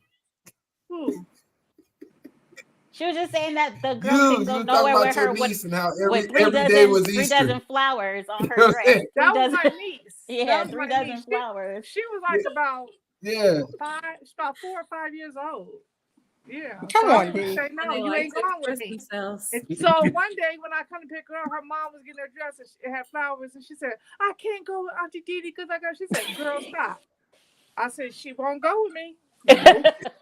But you got some other clothes that look like a little girly girl. You ain't got flowers on the shirt, on the dress, flowers on the socks. No, we're not doing that. Oh my God. Did she have big flowers on her shoes too to match? Because I used to see kids dressed like that too. You know, on your toes. Yep. Just like because and like one time Somebody said toes. But my sister was 5 years stuff like that. Oh my God. Oh my God. Think about this. My sister sent my sister bought my son some clothes, right, for his birthday. And he was like 14, maybe 15. He in junior high. Well, he in high school. She bought him some corduroys. You know, they was coming back in style. But they got elastic all the way around.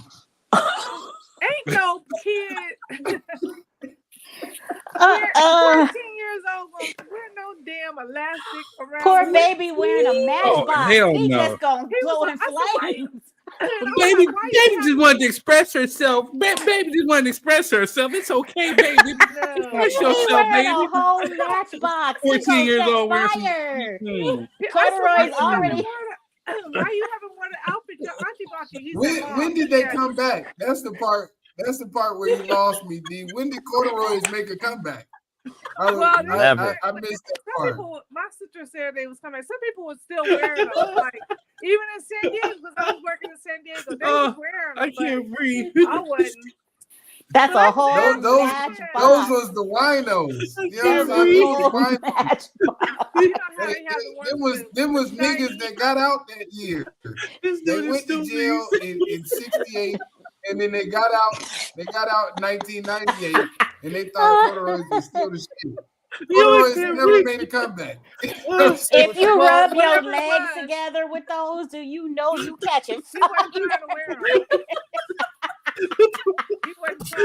These are all bags still. I can't breathe. You bought me some corduroys and thought I was y'all got me over here crying, man. Wait, and then it had plastic on it. Are you serious? You're trying to kill your poor child. Okay, I told my kid he's getting beat up right after school. Just look at him. I hope these kids know how to fight. And my mom was like, right, because he's getting beat up after school. Just for them pants. I don't give a damn. I know that's right. I know that's right, I said, D. you bought him some corduroys. She said, they coming back in style. And why would you get elastic? Like, you're 14. And she was like, I said, come get this shit. Okay. Poor baby gonna catch fire. Oh, God. I was like, why? He had the shirt. It had like a nice shirt. And he had it hanging up. And I'm like, why you never wore them? He said, Mom, take the pants off the hanger and look at them. And I said, oh, hell no. All right, so I am in tears. I had some other questions. But thanks to Quez, I don't even want to ask them no more. Yo. I'm just saying that's one of them situations where I'm like, hey, I'm gonna just take the whooping, but I'm not putting them on. I know that's right. And please take these pants off before you whoop me because we gonna catch fire. Yeah, just whoop me. Whatever you say, I'm not putting this shit on, so I'm gonna take my whooping. Oh, damn. I was a label mom. Okay, I'm not gonna get grown folks big. And we knew who the kids to stay away from the school were. Stay in this house with these pants.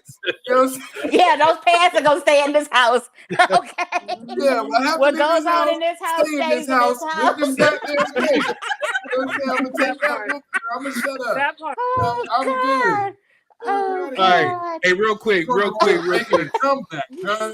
Real quick. Hey, Oh so my God. is real quick? This is a simple, short answer from everybody on the panel. Ugh. Oh, damn it, man! Go ahead, bro. Is tough love necessary for kids these days? Just a quick yay or nay. What? Some kids. Yeah. Some No. kids in some situations. Yeah. Not all What you kids said? are the same. You said tough Is love. tough love necessary? It's tough love necessary. Tough love, 100%.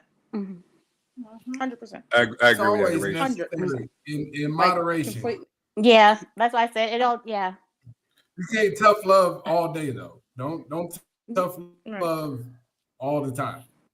Yeah. Right. And I Tough don't love think is tough love needed, has to be but just not mean. all I the think tough time. love is just It can't be 100% tough love. right. Mhm. I agree. It's for me personally, my 3 cents before we get into the next topic. I think it definitely has to be a balance. You know, you have to show some tough love when it's necessary, but then I think it was what D or somebody said. You know, when you go to them at the end of the day, you let them know that you love them. You know, you're giving them hugs, you're reassuring them that it's love, but you're doing it for a good cause or for the betterment of themselves. That you got to have these honest conversations, not like talking to them like they're a kid, but giving them just positive reinforcements. That's the one thing I can say about her is that with her young son, we talked about last week. Like I was at one of my cousin's friends used to call her son nigga all the time, like nigga, get over here, nigga.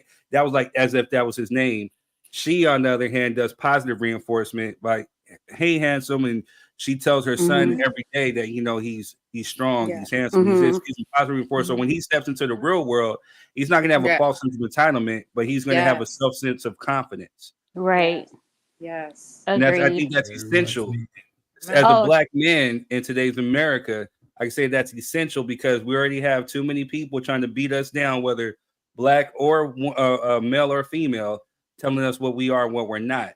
Right. You know what I'm saying? So with that positive reinforcement, we're going to be able to tell them, no, I'm not ugly. I'm not a thug. I'm not this. I'm not that. This is who I am because I got that positive reinforcement Right. from the household. And I fully agree with that too on the girl side, because if you let that girl know that she's beautiful, she's intelligent, she's smart, she's not seeking that validation from a random guy who's just saying that to try to get what they want from her. Right. So. Right. But they also need both parents though. True. For that positive reinforcement. Definitely. True. Shit. I told my son that, and I still tell him that. But this fool was writing Big Cam instead of Cameron on it. Big Cam on his paperwork. And the teacher never stopped him. So he was a little too confident. Okay. I was a teacher though. I didn't stop my kids from doing stuff like that. So we love the confidence, huh? Damn. I'm not gonna quench the confidence that they have because a lot of kids they don't have. I hate D. I hate D for that one. I hate D. Big Cam in the building, baby. Big Cam in the building. What's up? What's up? I'm about to Big Cam that ass. Yeah, the parents probably want me to have me about it. See, better be getting that's how straight you know A's. you old when you say some shit and you don't say pause. Cause I'm a big Cam that ass. Like, hold on, mom. You can't. You say that shit no more. You can't say I'm a big Cam that ass no more. Cause it's a whole community out here that might be looking for you. What you mean, Right. big Cam that ass? You gotta say pause. You know what I'm saying? Pause. Man. Time out. You know what I'm saying? Yo, I don't believe it. And Big it's Cam that ass. I had something to say to Melvin's point from earlier. Okay. About because growing up in many different countries. Be I careful, like we what he gonna was big saying. Cam that ass. But I like what he was saying though about being able to express yourself, but then on the other side, still respecting the society you're in or whatever the confines you're in. So when you're going to church, you're dressing like you going to church. But I feel like you can throw in your little whatever your things are. So like if you're going to school and there's, like you said, a dress code, there's a uniform. You got to wear that uniform. But I'm also okay with my kids, or this is something that I was allowed to do. And mind you, I didn't go to elementary school or anything, so it was a little different for me. But mine, I do believe in being able to like express yourself, but still staying in line. So there's a way where you can be like, hey, yes, kid, you can express yourself. What do you like to wear? I'm not against you wearing the kind of socks you want to wear. Okay. I mean, not necessarily depending on where we're going, but I do feel like you have to be able to understand and respect that society while expressing your own type of fashion or whatever your thing is. And fashion really changes as you know where fly else they across got country. uniforms in society? Adoration. Jail. Adoration. Jail. They You got know where else they got in uniforms school. at in society? In prison. Correctional facilities.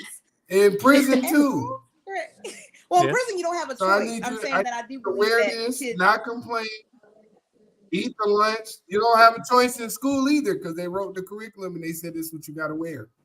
Don't it seem No, kind but of I'm similar? saying like, But- no, that's not what I'm saying. I'm saying We're that not if over there in a free society where y'all at, where y'all get the choice to go to elementary school and work on the farm. We're not. we were You know what I'm homeschooled. saying? In America. Right. We were That's Hey. what I'm homeschooled, just world school. World saying. school. But what I'm saying That wasn't a is that shot. That was Hey, no, for real. That wasn't a shot. no, I I know. don't want you to But feel you like know, that, but it wasn't a shot. I'm just saying in hey, America, Cheryl says, there's a system that they have in place. well, that's what yo, I'm saying. I'm saying that while your kid on one side, Go like ahead. Melvin was saying, I believe that you should be able to express your little fashions. But then, like you were saying, there's rules in certain societies, in certain school and church, and this and that. And I believe that you should teach your kid in this guise of what you're supposed to do. You can express yourself in this way. This is your little expression that you can have. So that's what I'm saying. That's why I say it's parenting. That's parenting. Yeah, that's what I'm saying. Yeah, It's it's a just- rough you're- campaign. You got to figure you're all just this letting- shit out. In a matter of It's the minutes. same as Before hairstyles. school. Hairstyles is a way of expression as well. And Right. you don't want to stop your kid from, hey, he wants a design, he wants a flat top, he wants this. Let him express himself how he wants. I think it may look stupid, but I ain't wearing it. So if this is how he chooses to express himself and it is in the guidelines of society, then yeah, of course he's not going to show up to a job interview dressed as Spider-Man. It's like, no. Right. But Teach him like this is the You rule. might, Like even from country to country, it changes. But if he wants to express himself, then you let him express himself, or you're just gonna deny his creativity, deny his emotions, and stifle them. Because we all had haircuts that we didn't want from our parents and clothes we didn't I want, think you got to and we create a hated safe it. space for them to allow them to be creative, but I think within certain aspects. Well, So I Oh, have of a course. question for you, Melvin. Can I be honest? Melvin, by the time your son goes to school, he might be able to go to the job interview as Spider-Man. I identify as a superhero. So I'm here to save the day. True. Where do you want me to start? Hopefully he won't have to go to any interviews and he'll just work for me. I don't like Hopefully Teresa in the mailroom. Web, Teresa, Web. You get Web in the face. Y'all are so stupid.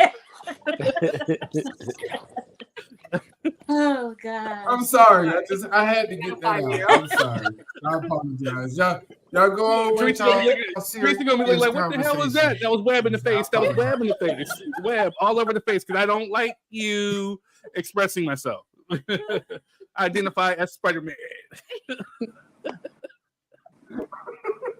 All right, I'm Okay, so done. Melvin, Not a shot at I got a you. question I for you. was just saying, man. Y'all ain't right. Oh, that's Oh funny. gosh. Oh goodness. I was just saying. I wasn't digging at Melvin. I was just saying, the way this shit going. But you be No, anything you want to be for I'm backing you real now. 100% up. You're correct. They used to say it I see before. that You too. could be whatever you want to be, but it wasn't true. Now you you can can, be huh? whatever the fuck you want to be. You can be whatever you want to be. Oh, now. God. You can be literally whatever you want. I'm black, but I identify as a vegetable. You can be whatever you want. A vegetable? I told you, A vegetable. I identify as a white man. You don't eat me, Tisha. You don't eat me. I identify as a 65-year-old white man with good credit. That's what I identify as. Good You know credit. what I'm saying? Freedom of I expression. expect y'all to baby. treat Freedom me of as such when I come in and ask for vehicle loans and housing loans and business credit. I'm not going to identify call as you a Quez no more. I'm going to call you 65-year-old Milton. white man. Milton. Yeah, you call me whatever you want to. Just make sure that credit check clears, sir.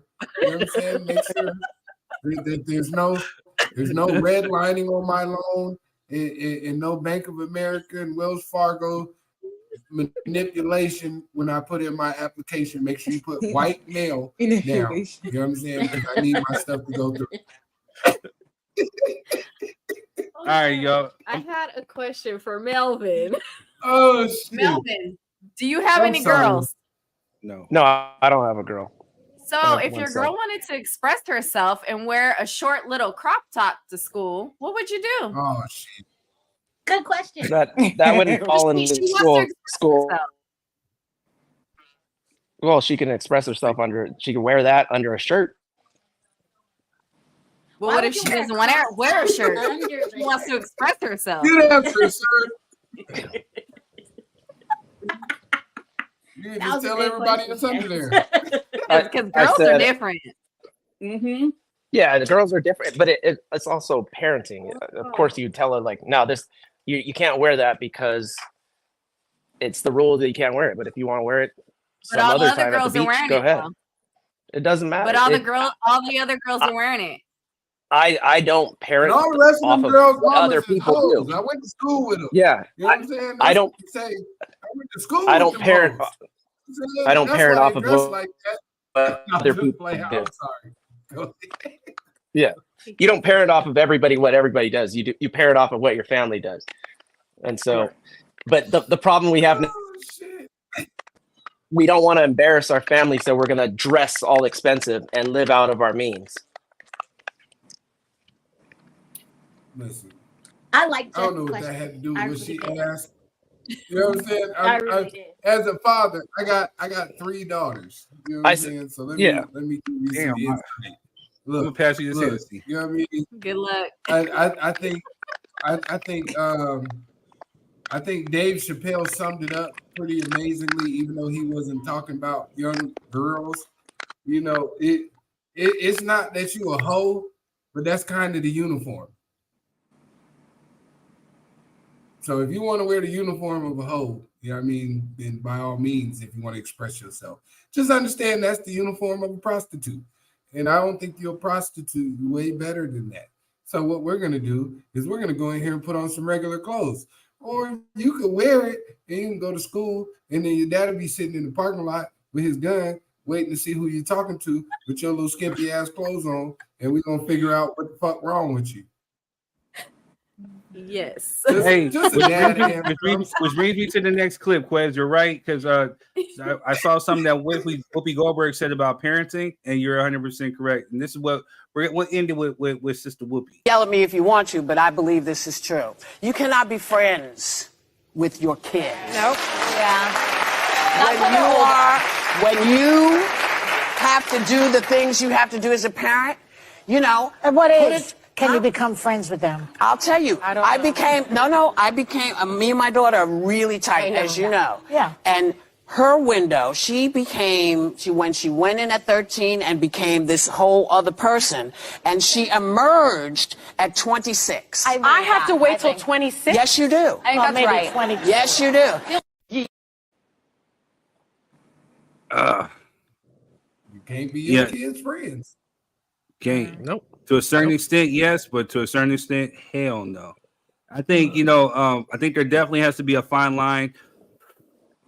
They have to know who the parent is. They have to know that you do have to answer to somebody that no, you do not have an equal say as to how you were raised. You can give some type of input, but the ultimate decision belongs to the parent. And I think that that's how a lot of households should be raised. And I think that these kids these days are getting too much leeway. You know what I'm saying? Like, again, like Adoration said, like Cheryl said, I think like we all said, a lot of these kids today are being raised as soft. And to where it's like it's damn near impossible to discipline them. And so you definitely have to establish, like, no, I am the parent and you are the child. It's not necessarily staying in your place, but there has to be a certain level of respect that comes along with that title. You know? Yeah, I agree. It's not about kids being soft or not. It's about parenting. Like if you tell your kid no, you can't wear that, then they listen to you. And that's part of parenting. If you say, I want you to express yourself, yeah, you could have braids, you can cut your hair like this. That's within the guidelines I approve. If not, then I'm going to cut it all off, or I'm going to do this, and you give them rules to follow and that it expresses themselves with their age group. And that's just parenting. It's not like you don't be your kid's friend, you be their parent. You tell them the hard shit the truth. You always tell them the truth, and they won't have that expectation of when reality hits. They're like, oh shit, my parents didn't prep me for this, or this is not real. You tell them, you go through, and that's parenting. It's not being their friends. It's just telling them how it is and allowing them to be themselves. Because the more you try to fight somebody to be something different, the more they're going to resist. Some kids are just bad because they're bad. and that is true. People are people. Some kids are just going to be who they are no matter what you do. There are serial killers in millionaire families. There are serial killers in poor ass families. It doesn't matter how you're raised. It's their personality. It's that trait. So the more you try to put them in a box, sometimes the more you get a resistance. Hey, Melvin. Very true. But as I'm a Spider-Man. parent, Take if this you web if you notice as a parent that listen, if you notice as a parent that all the neighborhood cats keep coming up missing, and there's like squirrel body parts, you better in your run. backyard. I think you know you got your cereal, and you need to. He was address prepping that to be a with doctor. your local He was authorities. prepping. Because I'd be damned. He was practicing to be a veterinarian. If little Timmy, He was a veterinarian. He's practicing. I'm gonna fuck little Timmy up. I'm just letting you know. Little Timmy come over here with a squirrel head or something. I'm punching little Timmy straight in his throat, and then I'm gonna come over there and talk to you. So I just want y'all to know that that's my parenting style. Little Timmy got me fucked. Boy, I can't stand you, Mr. Miller. Yeah, I can't stand you either, little motherfucker. Now get away from my house because you're crazy. You know Crazy, you're ready from tonight. No. Man. I'm just playing, man. But you know, there No are doubt. some signs. There's definitely some signs that you got one of the fucked up ones, and you should probably return that. You know what I'm saying? To God. No doubt. All right, y'all. So getting into the last topic of the night. we rounding that corner. We can be on this one all night. This one was actually inspired by one of our Drop Your 3 Cent co-hosts, Miss D. Taylor. You know, you brought up something that was really interesting, and I put it in a hypothetical sense. Like, should a child care for an absentee parent in their need of care? You know, here goes the clip of what D was talking about. Hold on a second. I'm sorry, y'all. Put me in a clip. I sure did. Ain't nothing safe here. My biological back from Vegas, get him into the hospital, get him into a facility, and all that. I feel like it's not on me when you didn't raise me in this and that. So I had to deal with that. Then, like, you know, this coming week with the Christmas and stuff, you know, I had just left that morning at 5 o'clock in the morning. Me and my dude had to drive all the way to Bakersfield, pick this man up from his rehabilitation, then drive him all the way to Vegas, and then to find out we got there too late to get his bed and stuff at my aunt's house. Had to bring him to the hotel with us. And you know you ain't trying to bring your daddy in no hotel room with you. And he can't go to the bathroom on his own. He can't do this. I just didn't want that burden, because you feel some type of way when a man has not raised you. You don't feel that that's your responsibility. I did everything for my aunt. So I was already irritated to hear him say, you know, I ain't carrying his last name. You know, just it was drama for like an 8 hours to 10-hour ride. You know what I mean? So you can't just reach back there and knock his ass out. But so you look for another avenue, and the devil just start throwing stuff. So when I hear, yeah. So you know, D, that was deep. That was really, really deep. You know, I'm pretty sure that some of us, a lot of people out there in the world, you know, they've experienced like, you know, a single parent household, an absentee parent. And so I've heard this numerous of times about, you know, a child stepping up and trying to actually care for an absentee parent. And so I put myself in your shoes, like, you know, so what would I do in this scenario? So, you know what I mean? So it definitely inspired this next roundtable. And so, again, I think we talked about this before. I think things and situations and circumstances happen to people. People make bad decisions, bad choices in life, and especially when it comes to their kids. But at some point, I think you forgive. So, but I want to ask everybody on the panel: do you believe in forgiveness, and what does it mean to you when it comes to a situation like that?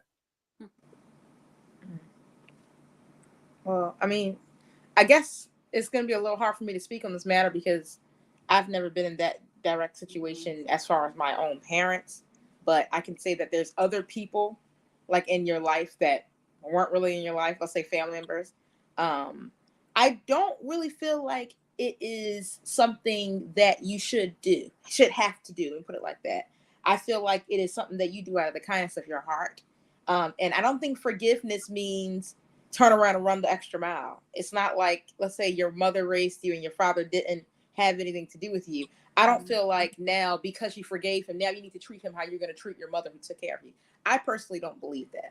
People who step in my life and been aunties and uncles and this and that who are not my blood, I treat them as such because that's what they've done for me. People who have done me wrong, I can forgive you, but that doesn't mean I have to deal with you. So I think that if you are somebody like Dee who's doing that for a father, I think that that is above and beyond. I think that that is amazing. I don't think that it's something you have to do. I don't think that I can go to somebody and be like, oh, but that's this anyway, so you got to do this.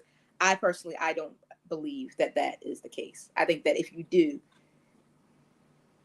3 stars. A Christian, 7 you stars, don't think that's that you it. should do that, Adoration? I'm so Say again? disappointed in you, Adoration. The Christian you, I didn't expect that answer from you. The Christian and let me you explain should myself turn the maybe other on the cheek Christian side. and take it. I'm just playing, Adoration. I was so biblical. joking. When Jesus said, "Who are my She's mother and about my to come brother?" back with $10 on He your said, ass. "Them First. that No, you I was know just will playing. die." I completely agree with you. You understand? He was picking. Okay. She's about to well, come I back with completely $10 agree and a with story you. on I your was ass. just messing with you. You know Yeah. what I'm saying? But I'm just surprised you were the first one to say it. I will say that. It's I just the thought truth. you were going to I give feel like us it's a something you learn, dissertation though. on what Jesus would do. You know what I'm saying? As a former people pleaser, I And have Jesus learned would that have lesson. taken care of his True. father. Good stuff. I'm sorry. let Go me ahead. jump in real I'm quick. just sitting down. Yeah, it's taking. Go ahead, D. Go ahead, D. Let me jump in real quick. So that drive was bad, where he wanted to lecture me about I don't carry his last name and why I don't do this. I mean, he was just trying to badger me that whole drive, and I was getting to the point like I'm out here doing this, and you can't be quiet. And then he said, "You don't. I'm your father. You gonna talk to me?" I said, "I am talking to respect." But did you play the part? But I don't even want to go there with you. Like, let's just leave that alone. So it's like I'm not mad, but then I'm mad the way that he's coming at me now. Mm-hmm. Then he spent only 2 months at my aunt's house and created problems where he's hiding boo-boo under his shoes. He's not wanting her to give him a bath. He takes 6-7 days before she can finally get him in the shower because he don't want his sister to wash him. And he's just doing like extra stuff. Then he messed up his insurance stuff, calling people on the cards and the wallets, and he don't want to listen, talking about he gonna get a job. And so I'm like, I know it has to be like probably dementia starting. We didn't know. Right. So, but when you're dealing with a person with dementia as well, it's hard because I don't want to be yelling at him because he's talking about he gonna get a job when he only getting $1,000 a month. And I'm trying to explain, where you gonna go? It take you 20 minutes to walk just to the next door neighbor's house. So you ain't going nowhere. Well, I am, and I'm getting out of here. You need to come pick me up right now and do what I tell you to do. So it comes, and so now I had to go out there and get him, bring him, and my cousins were like, you need to hurry up, D, because, my mom's getting stressed out, but she wanted him there, and my thing is, this was not my burden. He has siblings. Where's these other aunties at? Or cousins? He wasn't an uncle to y'all either. Like, so why are you coming for me? Right. I had to go pick him up. So recently I picked him up, brought him back here because they said that they can take him at the hospital. I had to make the hospital understand. I knew how Medicare is and the law. You have to accept him. They wanted me to say that we were abandoning him. I still wanted him to not feel like he's getting just dumped off. so I told him he has to stay there and get evaluated, and then I will get him an apartment with a nurse or something. So now he's at a rehab. So first thing you have to do, which is knowledge for some of y'all in case you have to go through this, they can accept them. And then after the doctor evaluates him, then he goes into a rehabilitation. That's where he is now. And he'll stay there for 2 or 3 months while I look at the list that is approved for his Medicare and stuff like that. And like he just called me the other day, like, you know, talking about he getting out there, getting an apartment, so he don't remember. So I always tell him to write it down. Where you gonna go? You ain't gonna walk. Well, just bring me a burrito. You know, it's just the way he talks to me. Yeah. I have to learn to you know, take me a couple of days and don't answer his call and just you know, woo some, because I really don't want to snap on him now that I know that, you know. But when I know he's in his right mind, that's when, I ain't gonna lie, I be checking his ass. But I just feel like it's too much. You know what I mean? I feel like I'm babysitting now. You know what I mean? I have to need a person to handle the paperwork now. I mean, with D, that's kind of what happens is that, you know, I recently just lost my grandmother, you know what I'm saying, due to dementia. You know what I'm saying? And that's what happens is that, you know, the one thing I know about my grandmother was that she's a strong, prideful woman. But to watch her go from a strong Black woman to kind of just revert back to like almost like the childlike, you know what I mean, almost like a baby. I mean, it was hard for me to see because this was a key essential woman in my life. So I can only imagine what somebody who's dealing with dementia is gonna go through. And you know, as we get older, you know, we're not old now, but as we get older, we're gonna experience that. And so I would hate to put myself in that situation. Like, dang, you know, what would happen if this were me, if I couldn't remember? And it's a sad thing to just watch somebody just revert back into a child. But that's essentially what it is. And you know, shout out to my Aunt Wanda, shout out to my Aunt Paula, and shout out to my mom. But they definitely had to. It was definitely like a job to make sure that my grandma was well taken care of. Because again, this is the woman that raised them. Yeah, you knew her though. And right. So that's how, And did her job. Yep.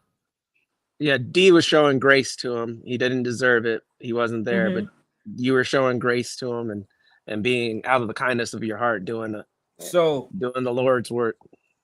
Oh, D, just stay in a child's place. You know what I'm saying? That's my advice to you. Just stay in a child's place. I don't know why y'all letting him mess with y'all. No. Listen to your father and just in a child's place, do what he tell you, not what he show you. You know what I'm saying? You'll be all And right. then with dementia also too. I be wanting to knuckle him they down. Get frustrated. Dementia, they get frustrated with that. Right, So they do.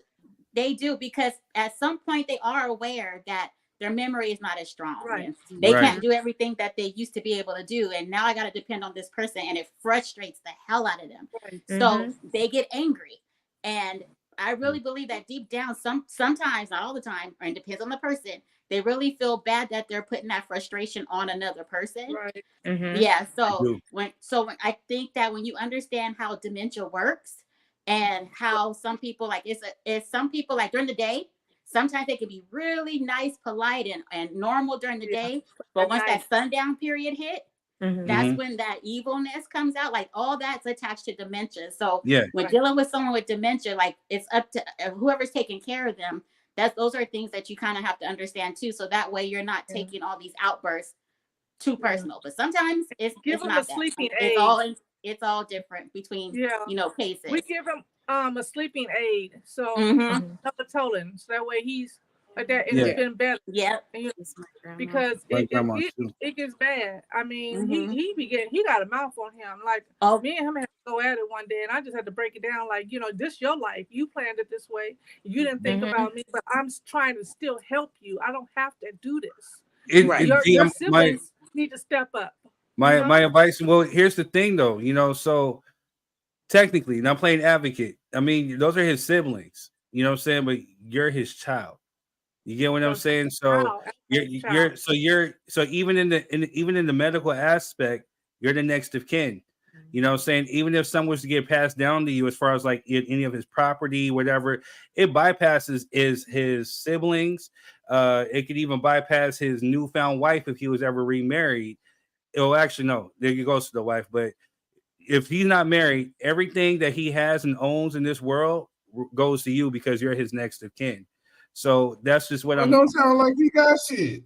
You know what I'm saying? If he has some shit, he would already made I might arrangements for polish him this. up then. Yeah. We can't Serve my apple juice. Listen, I'm man just saying has we to can't live use on that. the Maybe Don't help. all his worldly possessions go to you. Fuck him. You know what I'm saying? That's my answer. If y'all was He waiting got on it. 3 But the Fuck t-shirts truth and him. a is, pair of though, sweats. You didn't give a shit about me the entire time, bro. You know what I'm saying? I forgive you. May God bless you. And get it like the Red Cross, man. Get it in blood. You know what I'm saying? The same way I had to get it. You didn't give a damn when I was going through. You know, I forgive you, but go get it like you live, baby. You're on your own. I can't help you. I'm not signing up for no abusive relationship. I'm not. Let me I'm read some of these sorry. comments real quick because what Cheryl said is actually kind of powerful.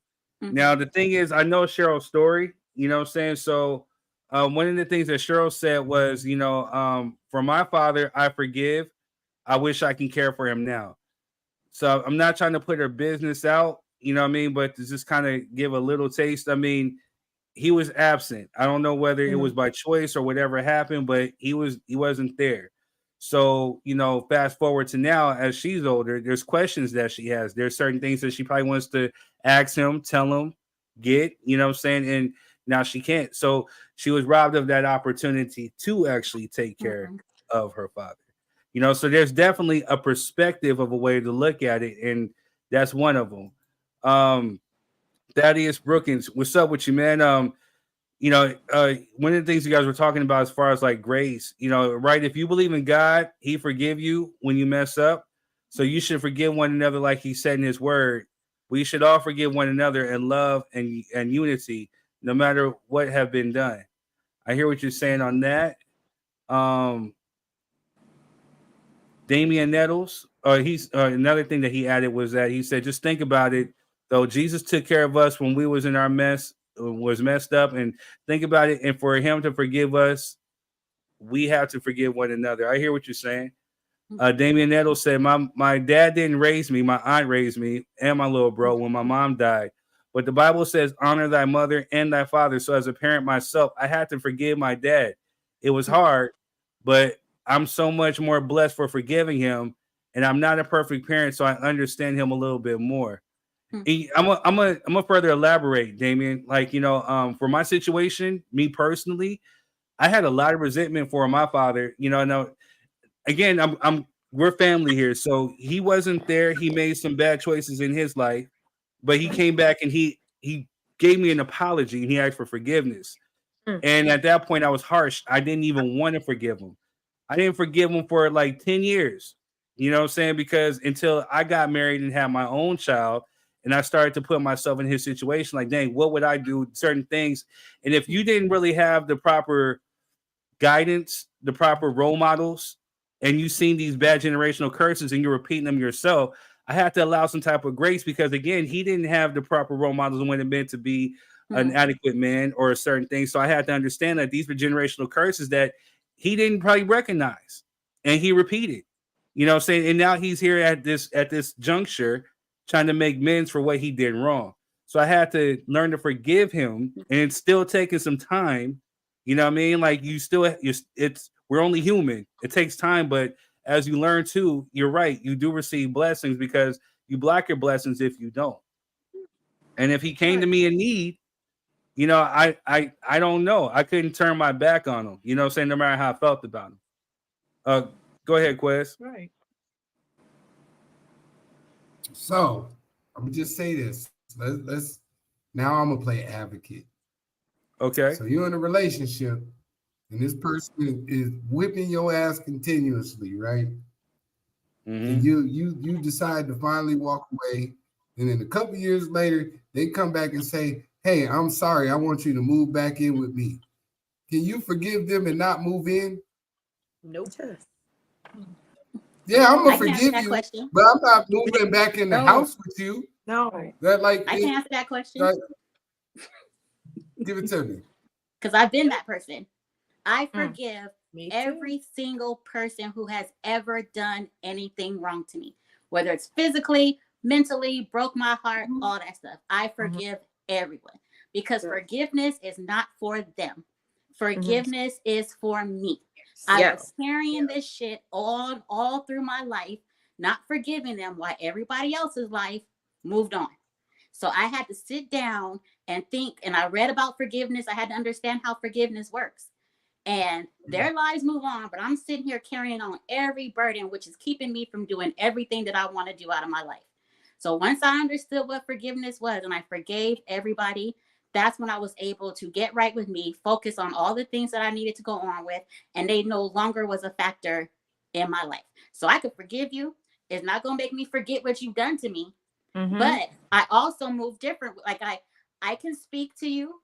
We can have a conversation, but I do not have to walk back in that situation if I don't want to.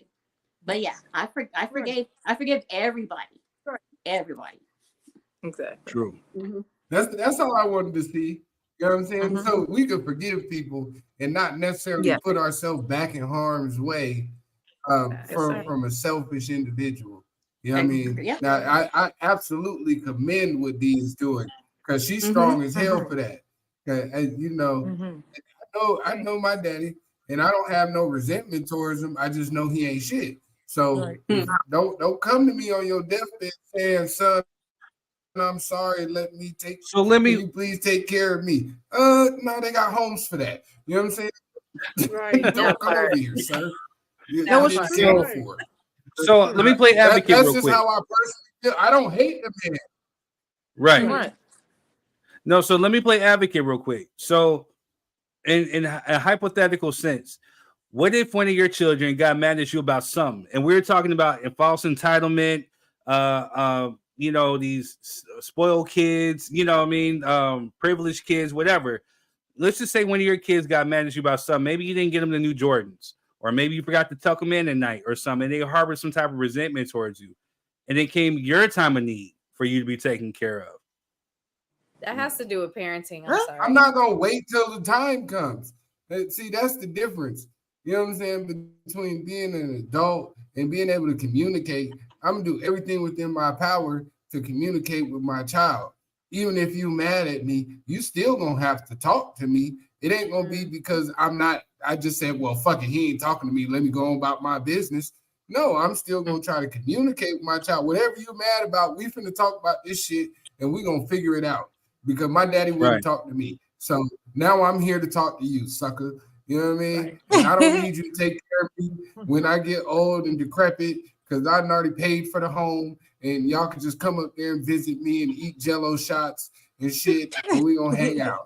You know, I'm not coming to you on my deathbed with a bunch of apologies. I'm apologizing right now in your face. If you feel like I did something to you, I'll apologize. You know what I'm saying? Your daddy ain't perfect. I could be wrong sometimes, but let's talk about it so that we can move on with life, because I need you just as much as you need me as a father to son. So let's move on. You know what I'm saying? So that way, so for those out there that need to know, that's a perfect example of how to break a generational curse.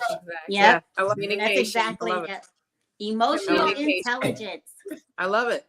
Amen. So let me ask you though. So do you feel a sense of obligation to this parent because they brought you into this world? He kind of Quez answering my question, kind of. You know, he's like, "Fuck it," you know. But I want to ask the rest of y'all: do you feel a sense of obligation? I answered it very clearly. Fuck that nigga. You know what I'm saying? No, I'm just playing. I'm sorry. I'm just saying. I think it has to do with attachment. Oh gosh. I say. No, I was gonna say I think it has to do with attachment. If you have a secure attachment with your parent, then you're gonna be able to, you know, like not even think about taking care of them. It's just gonna be automatic. I know my kids are gonna take care of me. I already know. I made them mad so many times I can't even count, but they're still gonna take care of me. I already know. Yes. Yeah. Yes. Yeah. And I'm playing the law of averages. I got 6 kids. One of y'all got to take care of me. Goddamn it! Right. I've been nice They to don't all of have y'all. to do And it. that's how somebody That's how we're watching this. Playing the law of averages here. If two of you motherfuckers don't like me down the road, I still got 4 more choices. I'm going to somebody's house.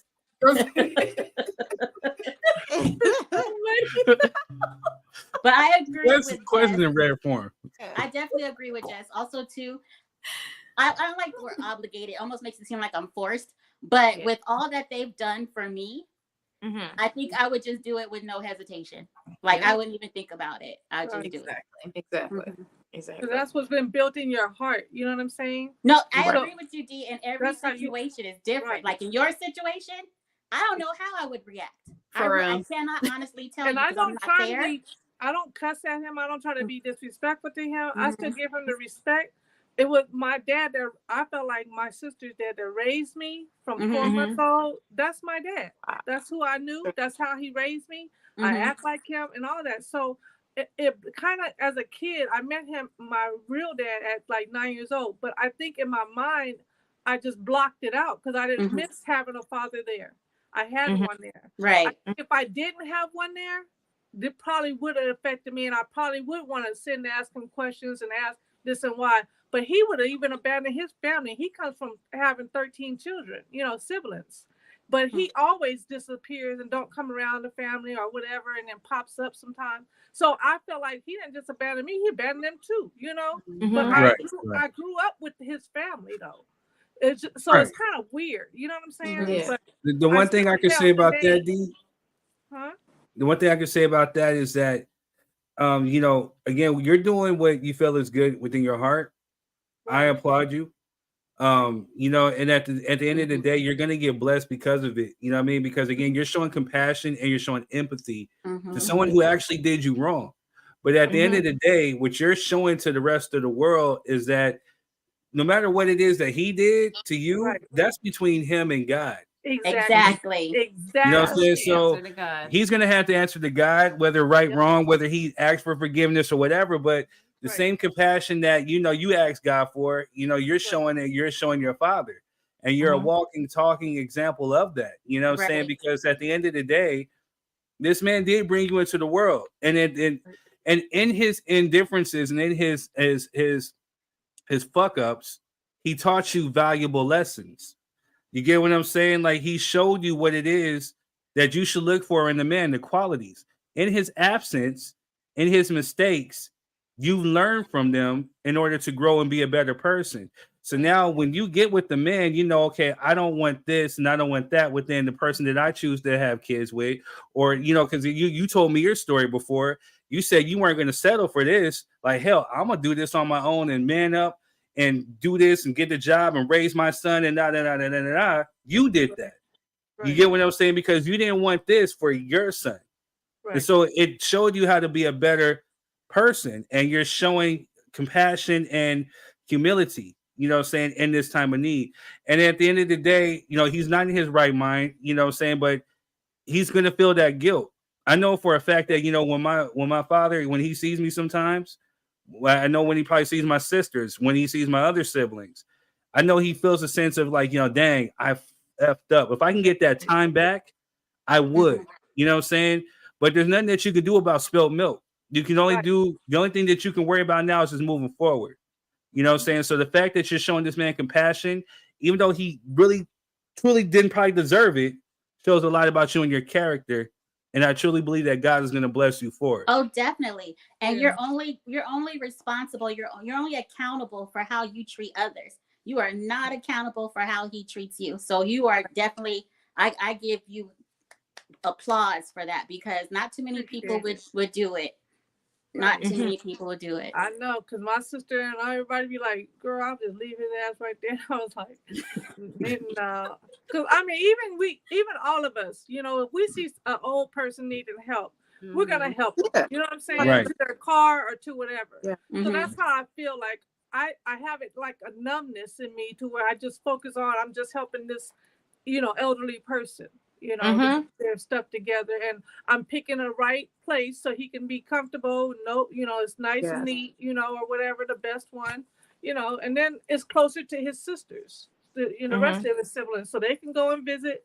I take him a burrito or whatever. Sometimes when I'm out, I think about it and I drop him off a burrito, Because I mean, you got to realize that sometimes when they're in there, because my mom keeps saying he's going to end up deteriorating, dying in there or something faster. But so I'm trying to still make it to where I know me. I know my son better take care of me, because when I go in there and I look at these other people, it's depressing. You know what I mean? Yeah. Yes. So, and then I told him, I can't keep coming in here because they had COVID on one side of the building. I said, I can't be coming. He said, why you can't? And I told him, he said, why you always got to have a mask and you do? And I told him, I can't get sick. I can't catch nothing from. And he said, why? I said, from my transplant. Oh, you all jacked up, huh? You should just go on and give up. See, stuff like that. And that ain't he's not. Right after you, sir. Right after you, sir. Okay, show me. Yeah, and I'm after you, Quest. Right. Shit like that I can't do. That's what I'm saying. I also think that dementia. And I'm telling you, I'd be wanting to just really go the fuck off. That's that dementia, though. It's really believe it's like Jess is getting ready to say it's dementia. I mean, I see my grandma do it. Like, what I mean, she can be sweet as pie. She see me light up, but then she sometimes she do like this and knuckle up, or it's you think they're in the right mind because they're talking normal, but again, it slips. You know what I'm saying? But so you're saying that even if they're talking normal, it's still not, because I'm thinking it's a possibility. Yes. But when he's saying he's going to get a job, he's remembering everything when he was young. Because my aunt goes with me every time I go, and they're talking about the memories, and he be talking right, and then he'll say, but he don't say nothing else smart no more since I told him. My grandma used to bring up her time in Alabama. She'd talk about this, talk about that. She would bring up my grandfather, and talk as if have a normal conversation. Like, yeah, well, Donald would, or, so it'd be certain things where it's like, she's talking as if she's normal, but then it slips back into a certain thing. And she's not necessarily in this realm. Right. And like he said, and sometimes like the working, sometimes they forget that they're even dealing with this disease, that they're 100% normal. That's why he's probably like, I'm gonna go get a job, I'm gonna go do this, I'm gonna do that, because in his mind, he might not even realize at that moment that he's dealing with that illness. Right. Okay. Yeah. So that's so kind of like when they spew this stuff out and he'd be like, oh my God, it's getting on my nerves. Just kind of if you remember, just kind of have like that thought, like, okay, this is what he's going through right now. Girl, I pray before I go in there. That's what I was going to tell you. You're going to have to. Make sure you pray before you go in there. I just have to pray. Like, even when we were in the truck coming back from Bakersfield to Vegas, that's why when I heard about, when you guys said that I'd be acting like somebody from the Temptation, that's what I'm saying. I had so much going on. Yeah. So when I guess I had so much going on. That's when that happened.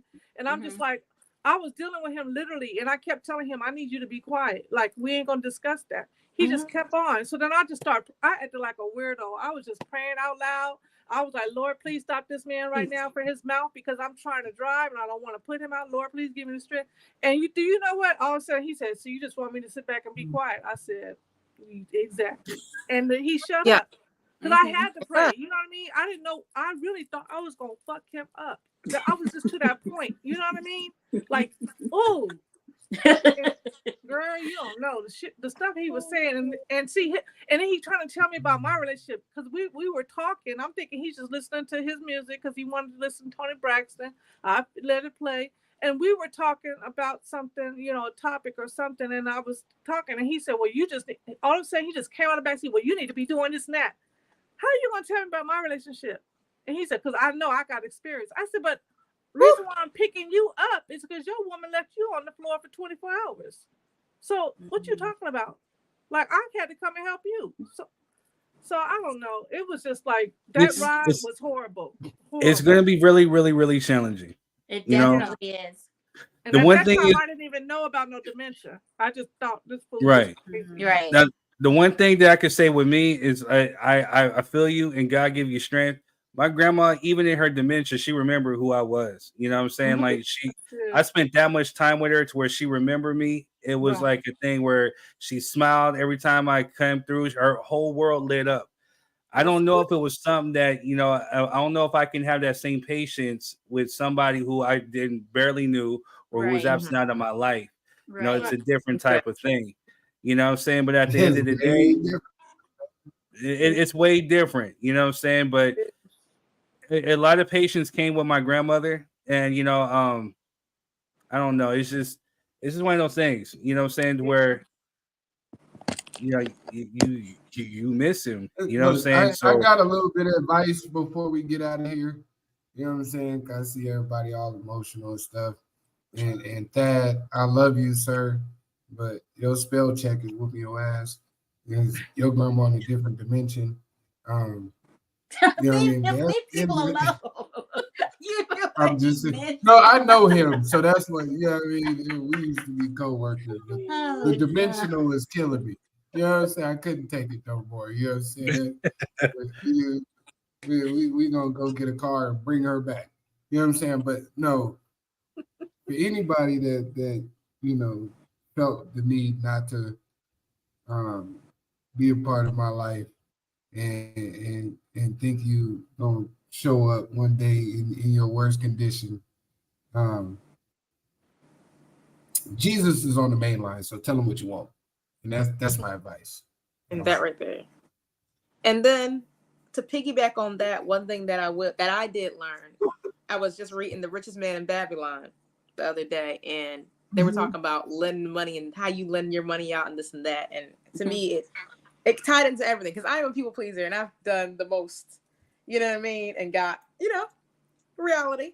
But I have to say that one thing that he was talking about was you have to make sure that what you are giving to someone else to sustain them is not draining you. So just like the concept, you can't pour from an empty cup. So if something is making your life so bad to the point where you're helping them, but you're losing something, then that's not a good balance. Dial back to wherever's working for you. Now, like I said, that is the kindness of your heart. That's amazing what you're doing. But make sure that while you're doing that, you're looking out for yourself. Because just like you got to take care of someone else, you got to take care of yourself. And my ex actually taught me this, who kind of pisses me off even thinking that he taught me this when, you know what I mean, you did me dirty too. But at the same time, he really set me down and was like, listen, you're a great person. He's like, but there is a line where it's overboard because are you okay? You can't spend your last $5 for the other person when you don't have $5 for yourself. So the point of the matter is make sure that when you're doing this, you're not losing yourself and losing your mind and you're becoming sicker because all that mental stuff that makes you sick. So, and to be honest, my father also was sick at the end of his life. My father also was falling into dementia at the very end. And he was like, why are y'all still here running around, taking care of me, doing the most? We're like, no, for me, he was there for me. So I was going to do the most no matter what. That's going to happen because he did the most. So I was going to do the most until the very last day. But like I said, without that type of, I have to do this because yada, yada, yada. We're talking about somebody who didn't do the most. So really, you're doing the side of the kindness of your heart. And what I'm saying is make sure you don't drown yourself trying to help somebody out survive because that's not the way it's supposed to be. And we can talk about the Bible. When they said, Jesus, your brothers and your mothers are calling you, what did he say? He said, who are my mother and my brother? Those that do the will of God. And he kept on about his business because I don't know what the situation was, but it is what it is. So make sure that you're not drowning or hanging yourself while trying to get somebody down. You know what I mean? Make sure that you're helping your father. That's great. But make sure that it's not a strain on your life. Like, oh man, I got to go see this guy today. Oh Lord, because it's not your responsibility. We'll say this too before we depart. God has a way of showing you humility. So again, you could be in that very same situation. Oh yeah.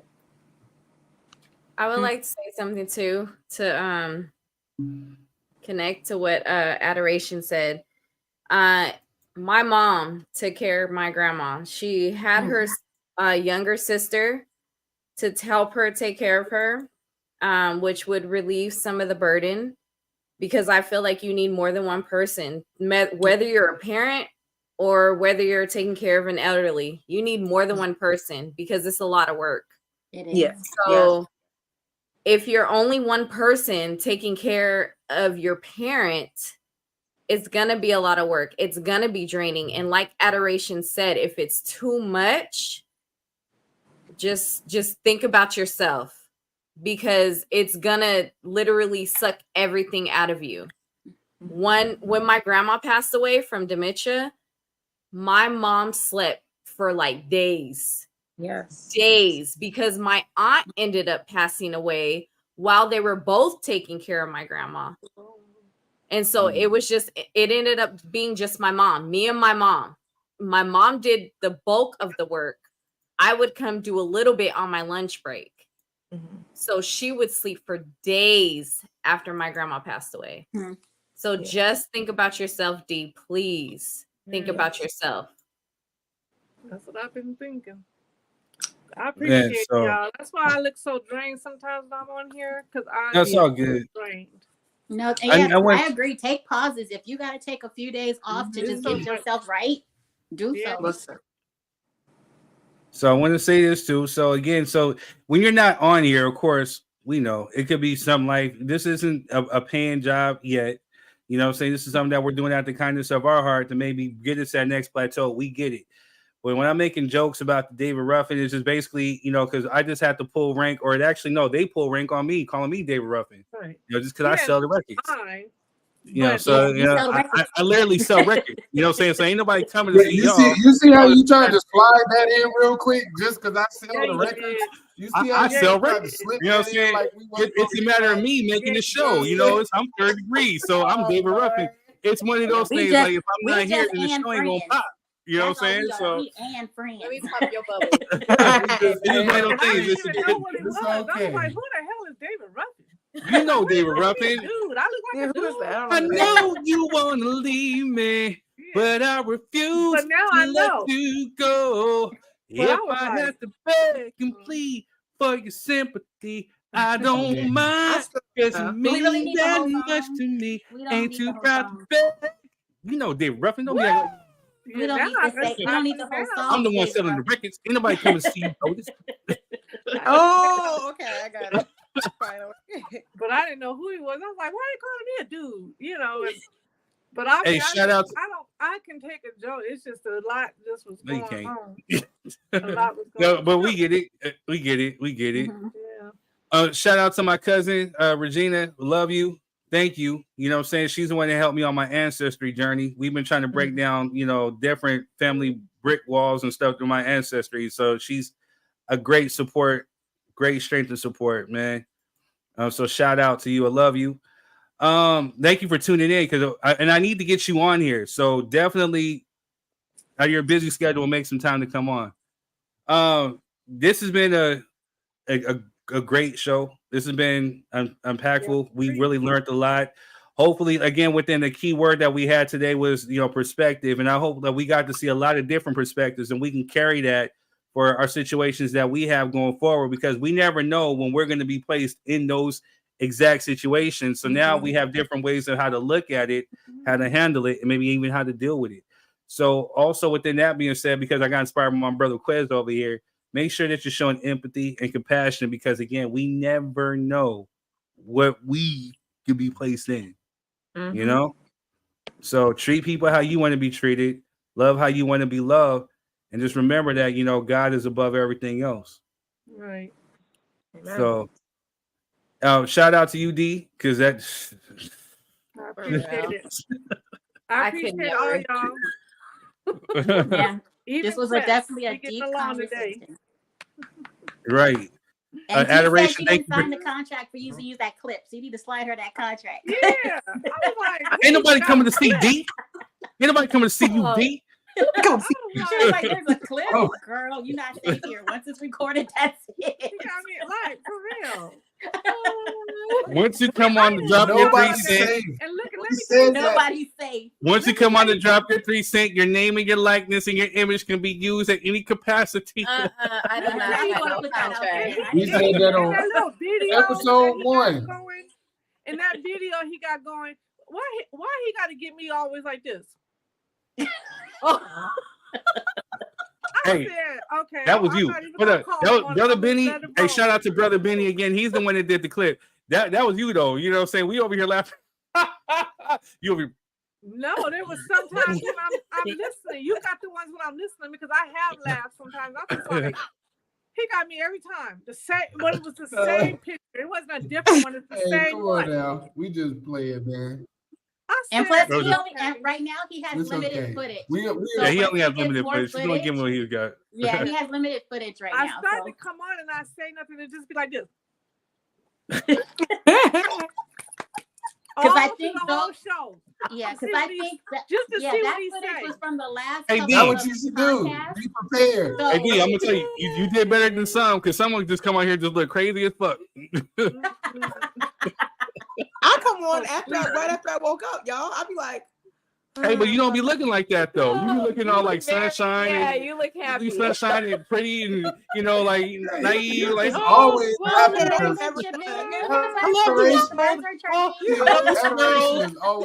love the bees. I love the trees, high bushes, and things like that. Like the black Snow White. You know what I'm saying? Like, oh, I love you, squirrel. Hi, squirrel. There's mean people out here. Where are the mean people at? Don't get offended, Don't pay nobody no mind. I didn't know there were people just in abusive relationships. You need teaching class. We just talk about. We just come out here looking like thugs. You know what I'm saying? Like, you know what I'm saying? We from the streets, right? You know what I'm saying? I'm just glad he didn't get the clips where I be threatening to punch people in the throat because I'm really Right. not that mean. I know. Girl, it might be Let's roll that back. Because I really be trying to punch people in the throat. Dang, it's just violence. You need a hug.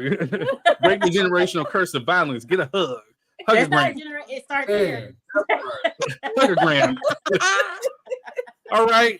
Well, it's been real. I love you, niggas. Thank you to those of you that clicked my link and visited because I saw y'all on today. So thank y'all very much.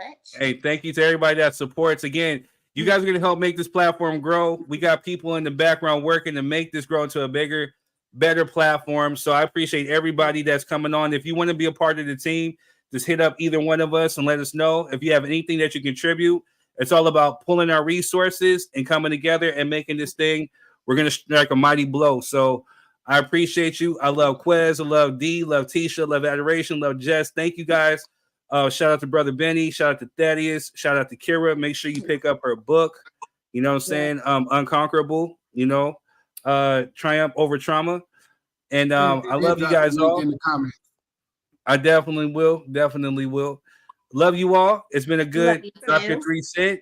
We're going to catch you on the next one. Peace. Peace. Later. All right.